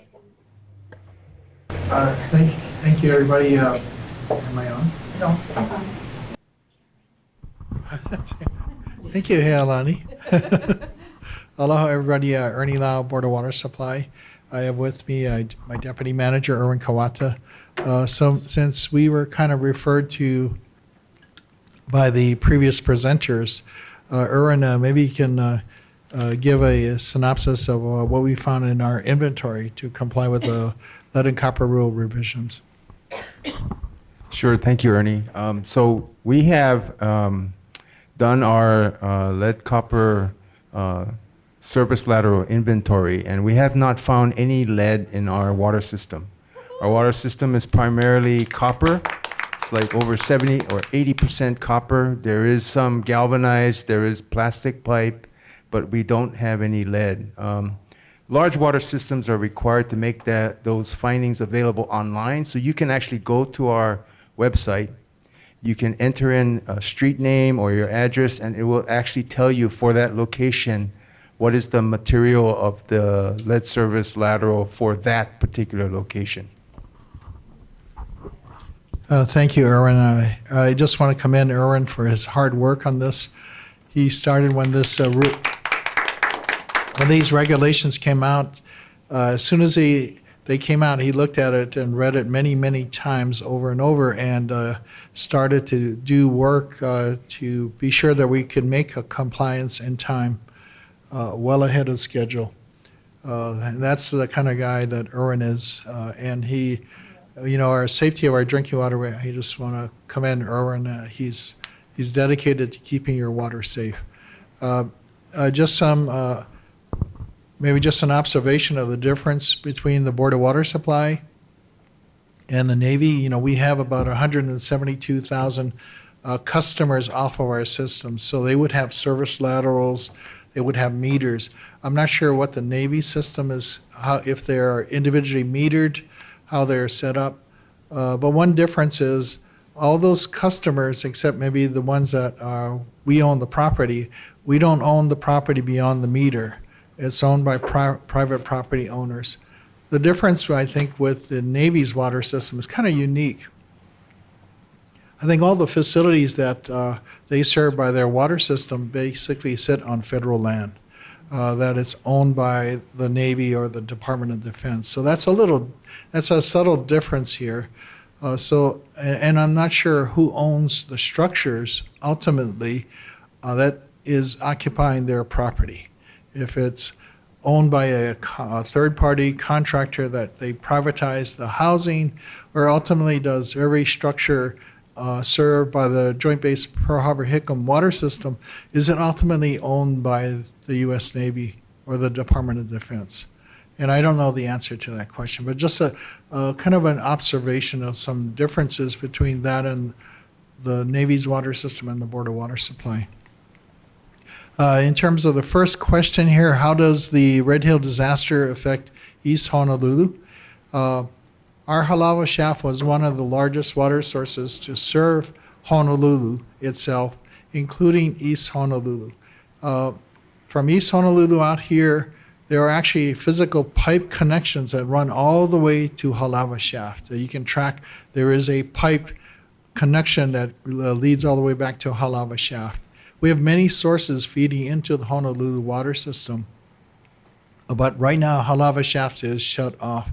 So that was a decision we made in December 2021 after the Joint Base water system was heavily contaminated to actually shut off Halawa shaft.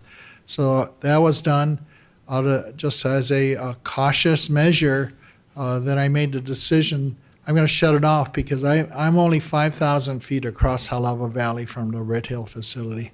And I didn't know whether or not it could migrate in underground contaminant plumes across Halawa Valley and be pumped up into Halawa shaft. So that was my decision, our decision to actually shut off Halawa shaft, Aiea wells, and Halawa wells. Aiea wells and Halawa wells serve the Aiea Halawa community, not the Honolulu water system. So the effect of shutting off Red Hill shaft is reduced supply capacity from our wells to serve Honolulu, including East Honolulu. So we've had to make that up with pumping other wells harder and even bringing water from as far away as Waipahu to feed and help meet the needs of urban Honolulu. Second question, any questions related to that? I'll just pause. Oh, I have a question. So what is the Navy still over pumping their allotted amount of water from the Waiava shaft? Or, I just wanted, because the last time I was at the Seaworm, that was an issue. The only remaining water source to serve Joint Base Pearl Harbor Hickam is their Waiava shaft over to the west at Pearl City area. I'm not sure, Heilani, if they're exceeding their water use permit. They're on a 12-month moving average basis. Any other questions on the first item? I'll move down to the second item, item B, status of monitor wells and data collection and sharing. And I'll ask Erwin to talk, who's also worked hard to site monitor wells around the Red Hill facility. We do have one under construction right now. Okay, thank you, Ernie. So to start with, a monitor well is essentially a test well. It's a small diameter well that we drill into the ground, and the purpose is to collect information about the groundwater and understand the subsurface geology. It's not made to produce water for production. We have bigger wells to do that. So just to kind of explain to everyone what a monitor well is. So right now we have 2 monitor wells that have already been constructed. Like Ernie says, we have a third one that's under construction right now. We have 3 more that have been awarded and in the process of going towards construction. Hopefully those are going to start later on at the end of this year. Beyond that, we have another 8 more monitor wells that we're doing design for. So these are various locations. Some are close to our Halava shaft.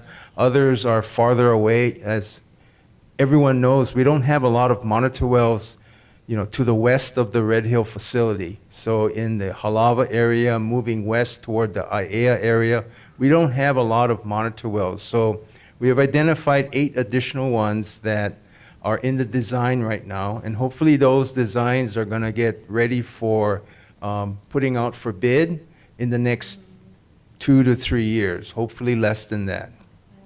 Okay.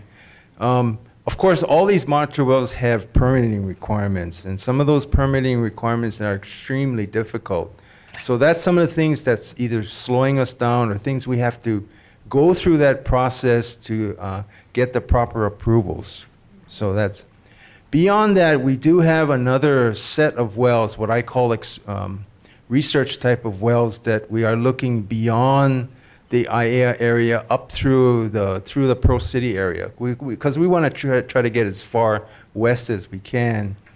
Some of these are in the very early research stage. We're going to go out, look at the feasibility of installing these monitor wells.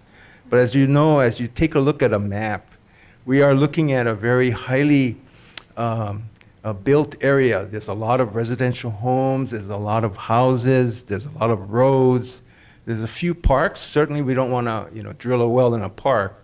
Park space is very important to the community. So that's adding to the challenge. That in addition to the topography, in other words, many of the areas are not flat. There's hills, there's valleys. All of these things have to be overcome in order to be able to install a monitor well. So that's the current schedule now. Certainly all of the testing we're doing on the 2 monitor wells we have in place now, we do put that data or those laboratory reports on our website. It's labeled monitor wells, so you can actually go to them and actually see what we are testing for, petroleum hydrocarbons, PAHs. We are testing for those as well, also. How much does the wells cost? Right now, the bid prices are coming in close to $3 million a piece, and that's a lot. Does that include the land? No, that's just to construct it. So just to drill it, to put the casing in it, to install the final monitor well, it's about $3 million each monitor well. So if you include the land, that could be $4 million? Well, for the land, we're getting, we're not actually purchasing the land, we're actually acquiring what is called a right of entry. So working with the landowner, giving us permission and arranging for like an agreement that gives us access. Yeah, so we don't own the land, but we own the monitor well, but not the land itself. $3 million, is that a monitoring well? $3 million is, what kind of well is that? A research That's for well, a one monitoring monitor well. That's a monitoring well. One monitoring well, right. Can you explain the research well? Well, when I'm saying research is we're looking at other locations as to the feasibility of installing a monitor well. So we're kind of doing like a searching or what you call research where we are looking at other locations, looking at the topography, looking at what's around there, maybe talking to the landowner, trying to get a feel for, their willingness to allow us to put in a monitor well and try to determine whether or not it could be feasible to do. Can I ask another question? Sure. Okay, I know Board of Water Supply would like to see 100 monitoring wells. And the pace that you have given us, 2 to 3 years for the next 8, just on design, how long are you looking at then before we can really tell the movement of this plume? Yeah, that is the problem. And Melody, I think you pointed out the reality is the difficulty of actually getting landowner permission. And I'm not trying to make excuses, but when we ask the landowners, they've actually been very willing to work with us. So we appreciate and mahalo them for that. Then it's going through the process to actually construct it. First, to get the permits in place through the Commission on Water Resource Management, because we need to get a well construction permit to be able to drill. So that is a process that takes time. So unfortunately, looking back, I first advocated for like 100 monitor wells back in 2014. Yeah. 10 years.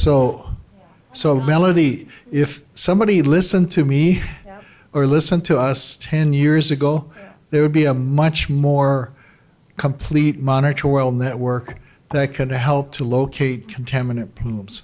So now we're in this mode of trying to do it all and it's not the main responsibility of the Board of Water Supply, it's the U.S. Navy. And they are trying to put in more monitor wells. They need to put in more. Ernie, would you be able to explain the pros and cons of the groundwater monitoring wells? Is poking a bunch of holes through the earth directly to the aquifer good? What are the benefits of monitoring the plume versus keeping essentially a shield on the aquifer? I know in the lower access tunnel at Red Hill, there's countless borings that are direct access and kind of led to this spill. More contamination, so. Yeah, so as immediately below the Red Hill facility, below the bottoms of those tanks, and remember the bottom of the tank is about 100 feet above the water table, the top of the aquifer.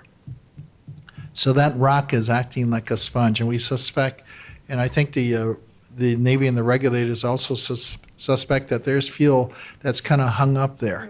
So as you drill a hole through it, are you going to create a what we call a preferential pathway for fuel to come out from different levels in the rock and then that flow closer to the groundwater below. So that has to be very carefully done. As you get further away from Red Hill, however, the fuel is actually starting to get into the groundwater aquifer and not being up at shallower depths. So the trick is finding what is the right depth of the aquifer that we're going to actually be able to detect the fuel contaminants. So close to the fuel tanks and below it, I think that's a concern. It has to be done very carefully. I don't think it's impossible because we also have the other problem. We need to figure out, the Navy needs to figure out how to remove the fuel and contaminants that's hung up in this area below the bottom of the tank and the top of the aquifer. And that could be 80 years worth of leakage. And, one estimate from the Red Hill Vi is on the order of maybe 2 million gallons that had, at least from the limited records that we can see, that might have been leaked from the tanks or the pipelines at Red Hill. And Shannon, I think you would know even better the condition of that facility having operated in the past. I think Aaron, did mention about the exploratory wells that we are looking for water sources. Those are bigger wells. But all this well drilling right now, some of the challenges, there are only a few drilling contractors on the island. So between us and the Navy, we're giving them choke amount of work right now that they gotta go and bid on our jobs. So that it is a challenging time. The next question was, has the Navy agreed to follow the BWS testing protocols? I would say, we're recommending, first of all, that PFAS testing be done. We've been asking for this for nearly 2 years now at all monitor well locations, including Red Hill Shaft, to get a better understanding of the nature and extent of PFAS contamination at Red Hill, which is a CERCLA Superfund site, and there is an active PFAS remedial investigation being formulated to be implemented. They haven't done that yet, although I'm trying to confirm with the Navy if they've actually agreed to do this, and they haven't told us that. But still, that's our recommendation. The other recommendation is that they increase the frequency of testing to weekly testing of the monitor wells.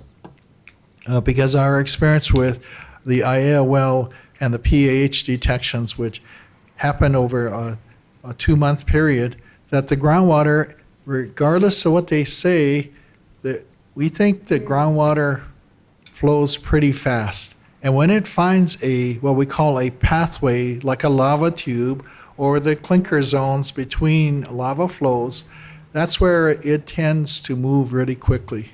And I think that's the risk, that's the unknown risk. But to say that groundwater moves slowly, I think I would like to see the data and the reasons why they believe that to be true. But Erwin, I want to see if you want to add anything on the testing. No, I don't have anything more to add to what you talked about. Thanks. Okay, thank you. Next, question D, summarize and discuss reports from BWS experts dealing fundamental flaws in the Navy's testing. I think that refers to the long-term monitoring plan and the Navy's swarm team and tech memorandum that they issued. And we'll be really quick on this. We did retain, and again, Erwin led that effort to find 2 independent experts to do a peer review of that swarm tech memo independently, not even knowing each other was doing the other person was doing the work. And they provided conclusions. I'll pass this to Erwin, but I would like to say that we've requested and we're willing to bring those peer review experts to the islands to attend the October 8th FTAC meeting, the Fuel Tank Advisory Committee meeting. It's going to be held at the Blaisdell, I think. And we've asked for time to do that. But we understand that that's a packed agenda that is set by the Department of Health. So what we're going to do too, and we wanted to invite all of you in the community, after the FTAC meeting around 6 o'clock in the evening, come to the Board of Water Supply.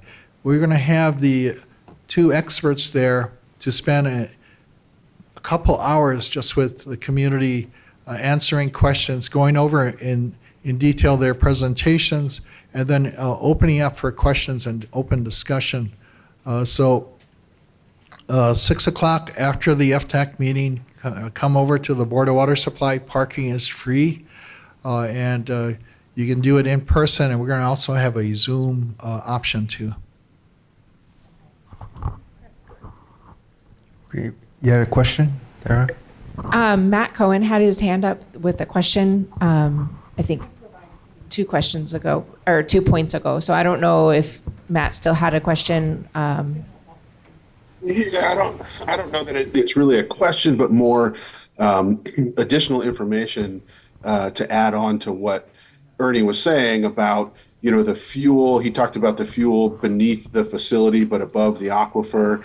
And, I think that I wanted to reiterate that our goal or our intent right now is to try to define what that is. And so the site assessment that the Navy is planning is the first phase, and they'll look for where have there been historic releases throughout the history of the facility. And then once we kind of have a sense of where those are, the Navy will oversee the Navy to define the nature and extent. And that'll help give us a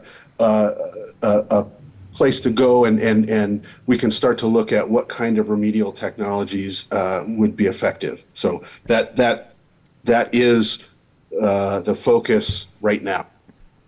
Yeah, I just want to say thank you, Matt, for saying that, because we've been pursuing trying to get the Navy to disclose over its 80-year history what kind of fuels were stored there, what was leaked, from which tank, what location of the facility, so that we have a better understanding that could help guide the areas of investigation. Ernie, if I can chime in real quick. So Matthew, those reports already exist for most of the tanks, so I would behoove you to go ask the Navy for them. So I know from working on underground storage tank facilities for years, there are often releases that we don't know happened.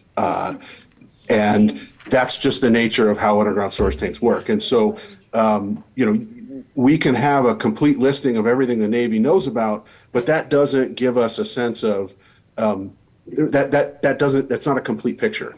And so we sort of have to find a way to evaluate all of the potential releases. And so right now, the Navy has proposed to take various samples every 25 feet of pipeline and under the tanks. And so we think that will give us a good picture of where those releases might have occurred from. So that's where we're starting. So Matthew, again, like drilling holes and drilling borings that already exist, those reports already exist. There are studies. Among studies, go look at the walls in the archive room. I mean, they already exist. Why would you poke more holes in the aquifer or to the aquifer just to evaluate it again? These are not holes that go down to the aquifer. But these are shallow. They're shallow samples there's a special kind of sampler. It's called a passive soil gas sampler, and you install it 5 feet below the tunnel floor, and it collects vapors that pass by the sampler. And so if there is contamination below that sampler, it'll pick up a signal, and we'll see sort of where these hot spots are along the pipeline, and then we can sort of say, okay, that's where we need to go investigate further. There may be a significant mass there. So that's the intent. Yeah, thank you, Shannon. Are you referring to maybe the library at Fisk? Erwin and I have actually been in that room before. We noticed there's a lot of stuff on the wall and big maps and stuff. But I think all this information is helpful. But thank you. I just want to add a word of caution. I want us to make really informed decisions. I'm also worried that we're going to get paralyzed by the need to know everything all the way before we make any decisions. Like, we are racing against the PFAS percolating down into the aquifer. We're racing against the plumes that are moving through the groundwater. And I would like for us to do whatever we can to take protective, precautionary action. Like, take actions as soon as possible and continue to collect information while we're doing it. But there are actions that we can take that can protect people's health. Like, I don't know, installing filters on the faucets. I can't believe I have to ask for this. And then there are things that we can do that can help to chase the plumes and figure out how to clean the water. And as much as I want to support everybody trying to find as much information as possible, I just want to be the voice on the other side that says we have to balance that with actual actions that protect us. Thank you. Marty, we hear you. Thank you. And we agree. Okay. Yeah. So, thank you. So I'll go back to the D, which is to summarize and discuss the reports that our technical experts evaluated on that Navy TPH technical memorandum. And it had to do with the analysis of samples over a 2-year period during that long-term monitoring period and analyzed for total petroleum hydrocarbons.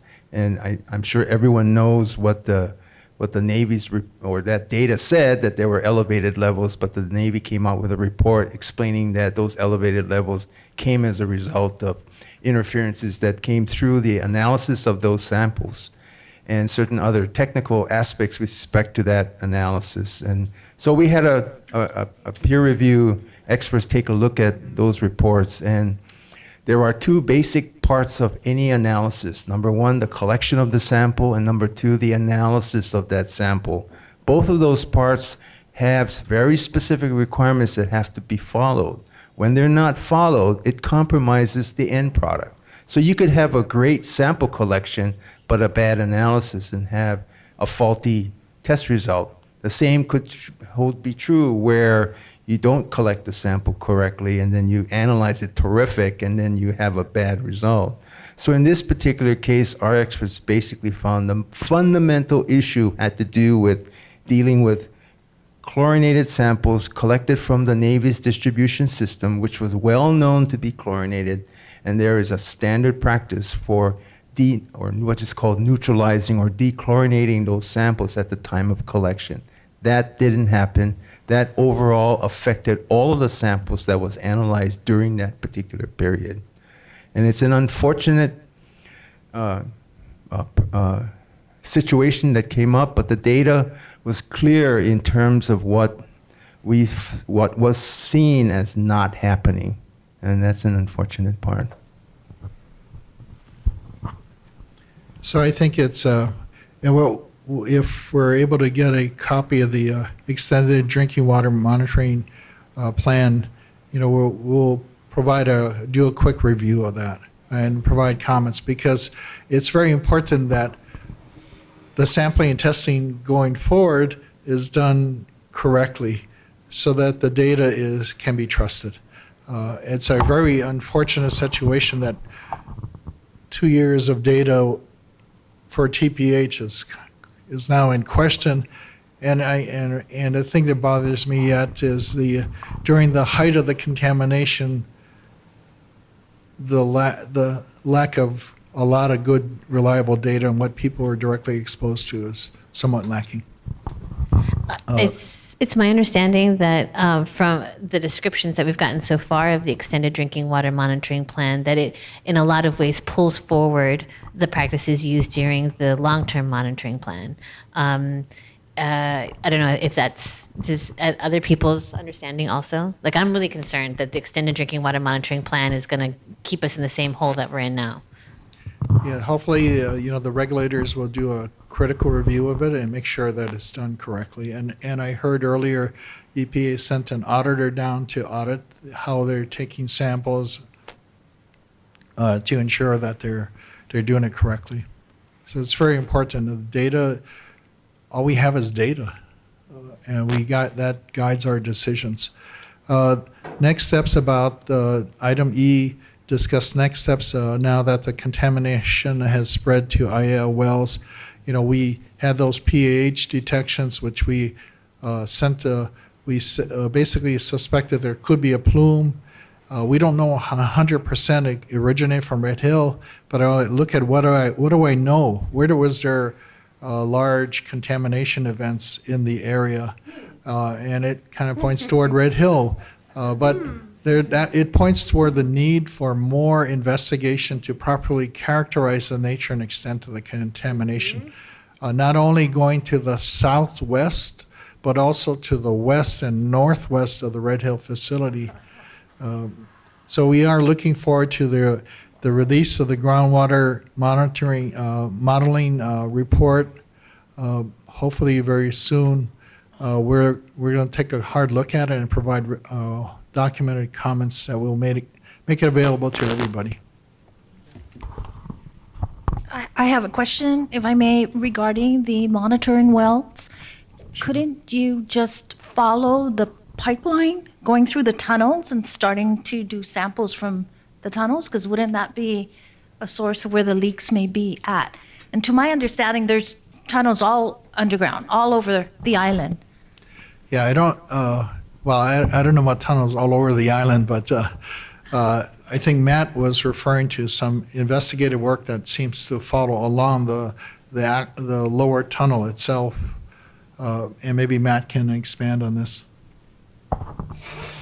Yeah, the tunnels are where the pipelines are that transmitted the fuel. And so those are the places that there are most likely releases. And so that's where we want to see the Navy investigate to determine if there were releases or where there might have been releases. Can I ask, does the tunnel pass the IAEA well? No. No. No, So we're not sure how we got there then. Yeah, the tunnel he's talking about is on the Red Hill property.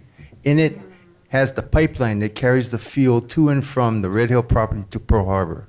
And that's where it's limited to. So Melody, so there are buried pipelines everywhere. They're not in tunnels, but like I know of one from Red Hill, like at a 6-ish going to Pearl City, like at a diagonal. So there's buried fuel pipelines that back in the day, EPA will know this, you never had to abandon pipelines like properly. You could just bury them and leave them there. And so some were left with fuel, water remnants and not filled with cement or dirt or whatever, or removed completely. So there is possibilities that those pipelines are rusting and oozing out fuel.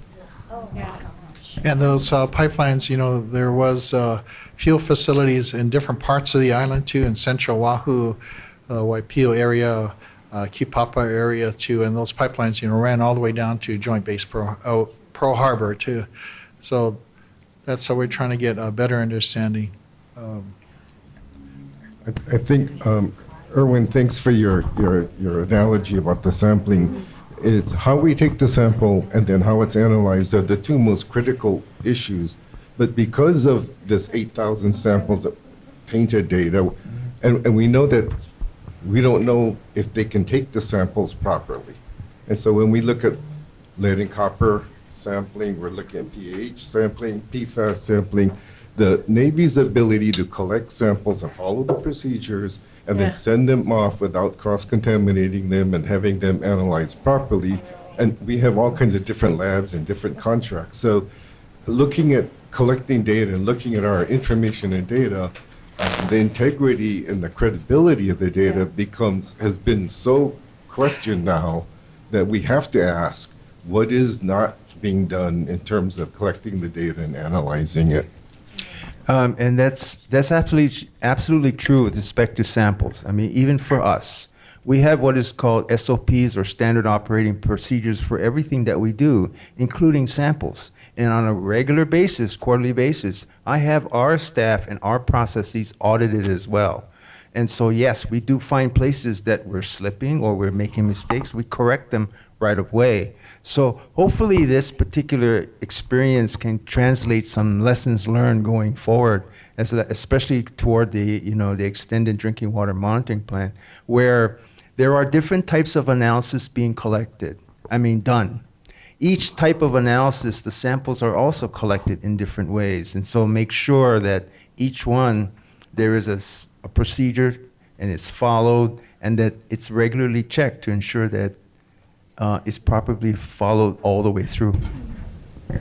Claudia, did you have a question? Hand raised.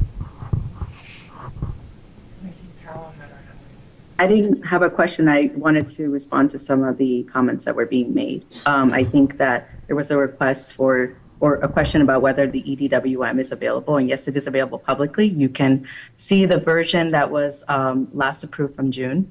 But there are more comments that we have provided to improve the plan itself. And I will say one of the things that I did mention is that the EDWM incorporated the learnings from LTM. One of the learnings was quenching. So if you look at the EDWM plan, even in the version from June, that has already been incorporated and it is actively being done to ensure that there is no more detections because of fluorine interactions with the surrogate. So that is something that's already been incorporated. And you can review it in the plan online. Thank you. And Tara, did you have a question? Yes, I'm going to go through it really quick. So one, going back to the cost of the wells, EPA and DOH, can you demand and put there that the Navy pay for this? They still haven't been held accountable, not even like just they need to be held accountable and provide the monetary funds to pay for these. Two, the regulating, all you got to do at EPA and DOH, you know, you're supposed to just regulate and protect the public trust. So again, can you be aware that there's a difference when we can tell we can trust you and whose, you know, side you're on. So again, when we hear BOW speak, we know that they're speaking on behalf, you know, of the protection of the people, which is actually your job as well. And so the FTAC meeting, I see in the chat that it's going to be October 9th, Wednesday at the Blaisdell. And yet, I was just going to type it, but you called me. I actually can't find the meeting, you know, online. I've been looking at all the places and Department of Health. So maybe if just DOH can make sure to get it up on the website so people can find it, we can post the actual official meeting minutes. And then finally, the again, if the EPA, you know, if you are doing your job and, you know, just and demand the Navy by this time release the list of contaminants, as you heard from, you know, Ernie himself say, as we heard him say at the City Council meeting, Navy, if you're listening, I know you're listening, please just let us know what we're dealing with. What's the list? And that is my concern, because if at this point, 3 years later, the early Department of Board of Water Supply is in this out, we don't even know what's in the water. Please, with that just minimally, what should have been done right away, have them release this information so that BOW can make the informed decision. And this is a concern because, and I want to ask you, you know, like, I know, Tara, you're on that Red Hill Task Force. I heard, you know, when you're presenting that in that task force to help the affected families, you're saying that, you know, you're going to have the scientists look at and do the research and then find out what's in there. I'm like, it caught my ear. I was like, wait, why are we going to find out what's in there by this when it's the EPA and the Navy should have provided this already? And Ernie, again, each time he speaks, he's like, let us know. So with all those points, can you answer, and especially about having the Navy pay for these monitoring wells? Mahalo.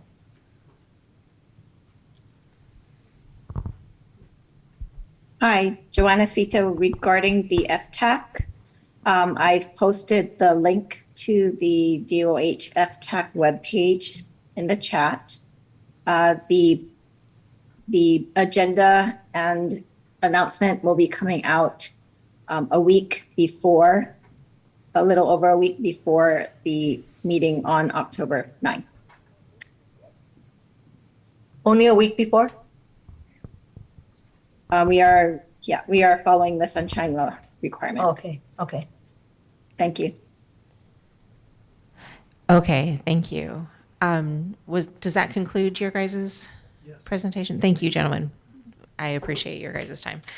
Okay. We have 10 minutes. I want to move to propose that our third bullet item be bumped to next month, and that's Lacey Quintero talking about mental health awareness and just well-being in the face of environmental contamination. Is that? Can I have a second or? Okay, we have a second and a third. All right, so Lacey, can we see you next month? Thank you very much for that. In light of that, however, September is Suicide Awareness and Suicide Prevention Month. And I just want to, even though we're not going to do the full presentation, I just want to acknowledge that living in a space where there is environmental contamination, it is extremely stressful and it does take a very significant toll. And if there are people who are struggling with that, it's okay to admit it, it's okay to acknowledge it, and there are resources available. If you do find yourself in need of help, you can dial 988 and reach available professionals 24/7. And you can also text the word home to 741-741. So if there is anybody in need of just talking through these things and the impact that it's having on you or the toll it's taking on your family. I just do at least want to acknowledge that because that is real and it is something that we all are facing. Moving on from that, I do want to just acknowledge a couple of events that are coming up. The FTAC that was already mentioned, and thank you for getting the link in the chat. Last time I checked it, I didn't see the full detail of information put out, but it sounds like 1 week in advance, right? Did I understand that correctly? And then Yes. this weekend is Imagine a Day Without Water at the... can you please go ahead? Yeah. It'll be at the Kapolei Regional Park across from the Kapolei Library from 10 a.m. to 2 p.m. Please, everybody, Komomai. CRI will have exhibit area. The Sierra Hawaii Sierra Club 2 Board of Water Supply will have many things there. I think we have about 20 different exhibitors at the event. There'll be food trucks also, rain barrel workshops there. You can walk away with a rain barrel. Thank you. But you do have to pay a small fee. Yeah, but thank you. Yes, good. Thank you. The Red Hill Health Registry will I have a also question. have information there. Go ahead, Mandy. What is your question? Quickly for Ernie, do we know if the Navy is going to be, setting up a booth this weekend? I must have forgotten. I didn't invite them. Yeah, but maybe next time. I think they call that karma, don't they? Thanks, Ernie. Thank you, Mandy. Quick question, Tara. Joanne, is it possible for the FTAC meeting to not be on a Wednesday, like smack in the work day from 1 to 5? We will look at that as an option for the next one. Sorry, it's already set for Wednesday.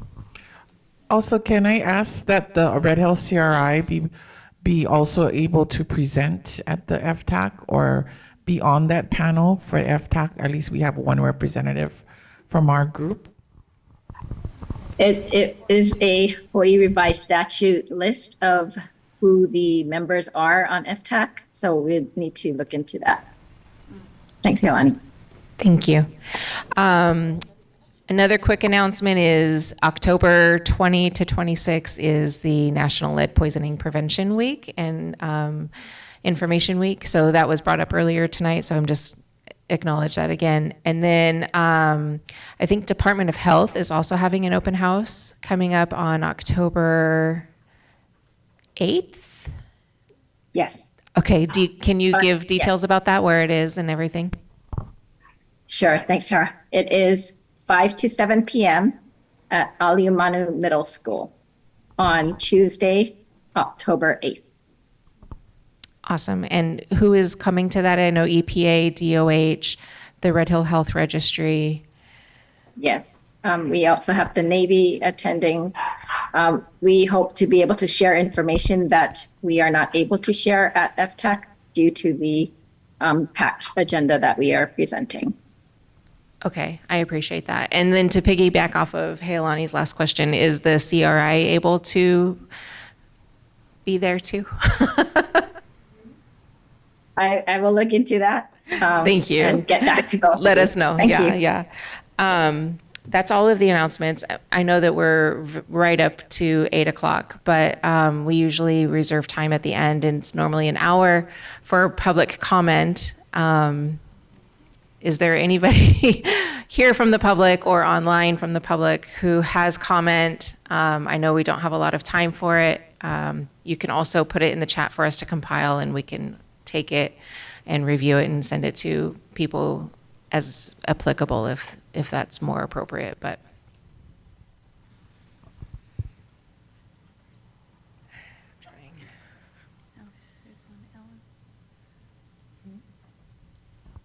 Alan, go ahead. Thank you for the invitation. I don't really have anything to say other than what I put in the chat. I'd like to hear from Ernie about how he plans to find $300 million. I would say that Melody and I asked the congressional delegation for help, and Ed Case blew us off. And I've posted a question in the chat to ask the EPA to ask the Navy, since after all, the Navy is the one who created this mess in the first place. Amy Miller, if you're still around, why don't you ask the Navy to pay for these test wells? Thank you. Thank you, Alan. Ernie, I'll let you start, and then Amy. Yeah, thank you, Alan. So, we are trying to talk to our congressional delegation through maybe the federal budgeting process. We do have also a $1.2 billion FTCA claim that's still out there. How's that going? Well, they requested additional information. We provided, but haven't heard from them. Yeah. So that I guess that's all I had to say on that. Thank you. Okay, Amy. Yeah, sorry, my video isn't coming. Oh, there we go.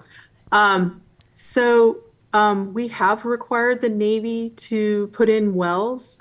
We cannot, we don't have legal authority to require them to pay BWFs to put in wells. But as part of the site remediation and recovery, we have required new wells to be put in place. Thank you. If I could just really quickly add the Red Hill VI report outlines a request and the requirement for over 100 additional wells. And this actually has to occur, I think, at the federal level. Someplace in federal law, there needs to be, maybe in the DOD's budget, allocation that will be given to the state of Hawaii to pay for this ongoing investigation and remediation that the state of Hawaii and the Board of Water Supply have to now carry out. Yeah, and Amy, just to add, you may not be able to go after the Navy or the federal government, but why are you not going after the contractors that caused the damage? They were doing the non-maintenance for decades and years, so why has that not happened yet? And to be quite honest, they're the ones that broke the system.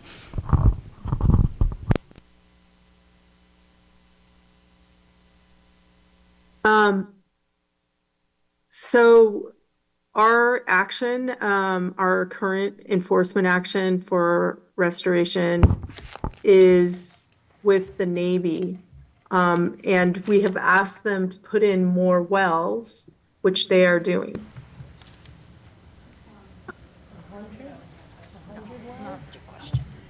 So I'll repeat the question. I don't think it was answered quite properly. So like Superfund sites, right? If a company like Exxon, let's say they contaminate the site, it may not. So in this case, like there's companies working on Red Hill or have worked in Red Hill, and they were the cause of the non-maintenance. They didn't do the maintenance. They broke things. They spilled things. They didn't own the fuel. But why is the EPA not going after them monetarily? Negligence. And I'd like to call on Dusty, who I believe is online as well.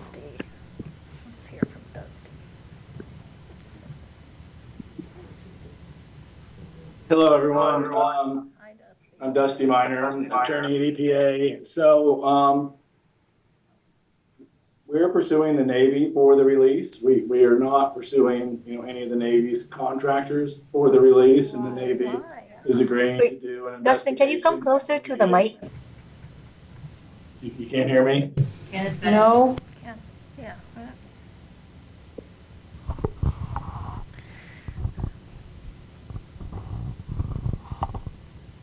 Can you hear me now? Yeah, we can hear you. Just a little bit closer. Can you hear me now? Yeah.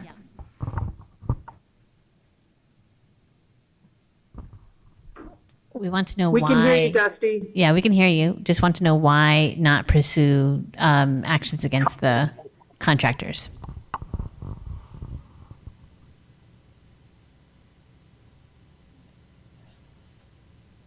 Yeah, we're pursuing, I'm sorry, my monitor wasn't working right with the volume. Can you all hear me now? Yes, we can hear you. Thank you. We're pursuing the Navy. We're not pursuing the contractors. And that's really all I can, that's what we're doing. So recommend going after the contractors since they're getting millions and billions of dollars from the government for not doing their job. Just a recommendation. Next question is from Patty. As more wells may need to be closed, where will water come from for East Oahu, East Honolulu? This must be for the Board of Water Supply, and maybe I didn't answer the other question. So we're actively pursuing developing additional wells, new wells. And the first step in that process is actually drill an exploratory well to explore for water, the quality of the water and the quantity of water available at different locations. So we're going through that process right now to actually do these exploratory wells. We have 2 projects, I think, pending in the area. And we're just kind of waiting on the permits. Thank you. And another question from Meredith online. Can anyone remaining from EPA or DOH respond to why they allowed Navy to skip a step in their sampling method for TPH testing for years since the 2021 contamination?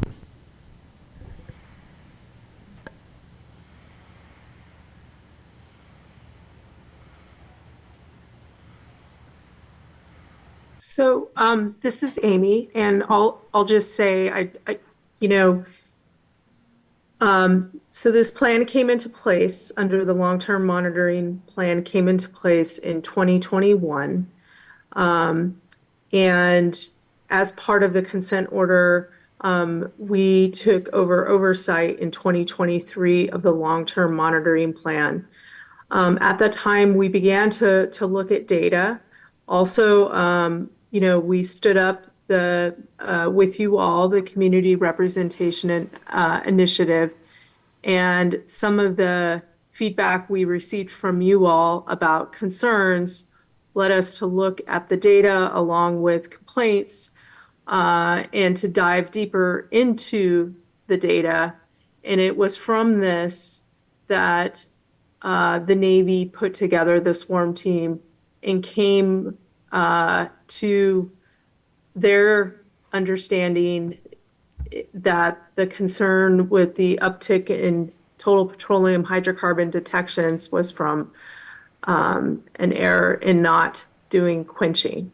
And so that's kind of how we see the sequence of events. I mean, we have been reviewing the data, and we continue to review the data, and we continue to do investigatory efforts because we do want to have sound data, and we want to have the drinking water system be resilient. Thank you. Thank you, Amy. And I think Mandy's hand is up. Yeah, quickly. I just have a clarification question about the wells. So I hear BWS saying that they ideally want 100 more wells, monitoring wells. And then I hear Amy saying that the EPA is requiring the Navy to put in more wells. Can you tell us how many more, Amy? Maybe I missed that. How many more wells are you requiring them to put in?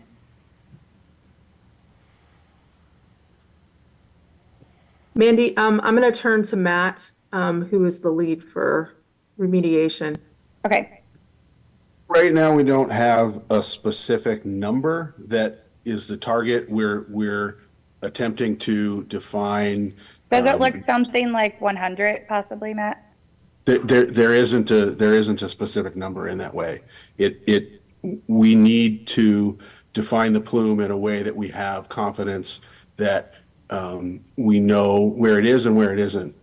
Okay. My follow-on question to that, Matt, is are you working with BWS to figure out where they want these monitoring wells? And do you have any control as to where the Navy puts these wells? Like maybe where the BWS might want them as a compromise so you Yes, guys can all work yes. together? There are extensive discussions with Navy, Board of Water Supply, and various other subject matter experts to figure out where the best place is to place wells and the depth to give us the best information to help solve the problems.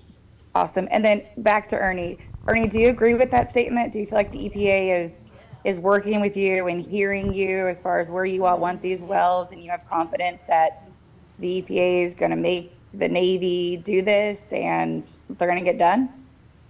Mandy, you ask hard questions. Yes. I know you're a very honest man, Ernie. I Yeah, just love your transparent and honest answers. Let me answer this. So there is something called a remediation roundtable, and that is created by the Department of Health and the EPA to bring in various stakeholders into that discussion about, I guess, monitor wells and many other investigation remediation strategies. So it's been underway for, I think now about 2 years. So we're providing a Mana'o where we are actually able to see the information or what's being discussed. Usually it's PowerPoint presentations at the meeting itself, but there's also a lot of offline discussions that we're not a party to, and we don't have access to a full amount of information. One thing that's been made very clear to us by the military is that we could get access to information, more information, if we signed a non-disclosure agreement, which we will not do. But one thing I've asked of the regulators to consider, and I still ask the question of them, is to consider how the remediation roundtable engages with the community through this process. Because as we move from defueling, cleaning the tanks, removing the pipeline, the thing that's before us for decades to come is going to be the investigation and cleanup.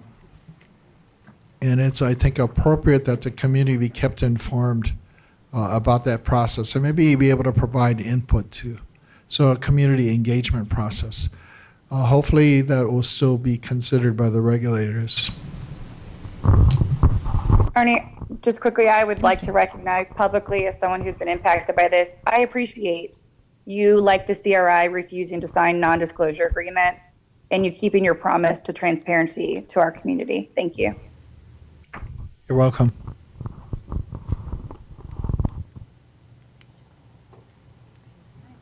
Okay, thank you very much. I think we're going to wrap it up.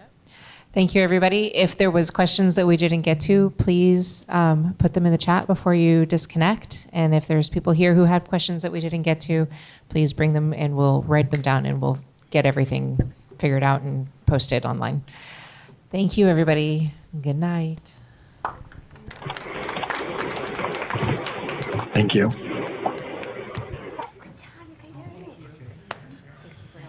Thanks. Good night, everybody.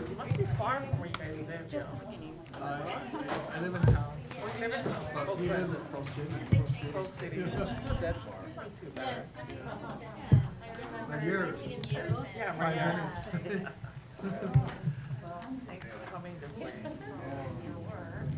We're just trying to get all the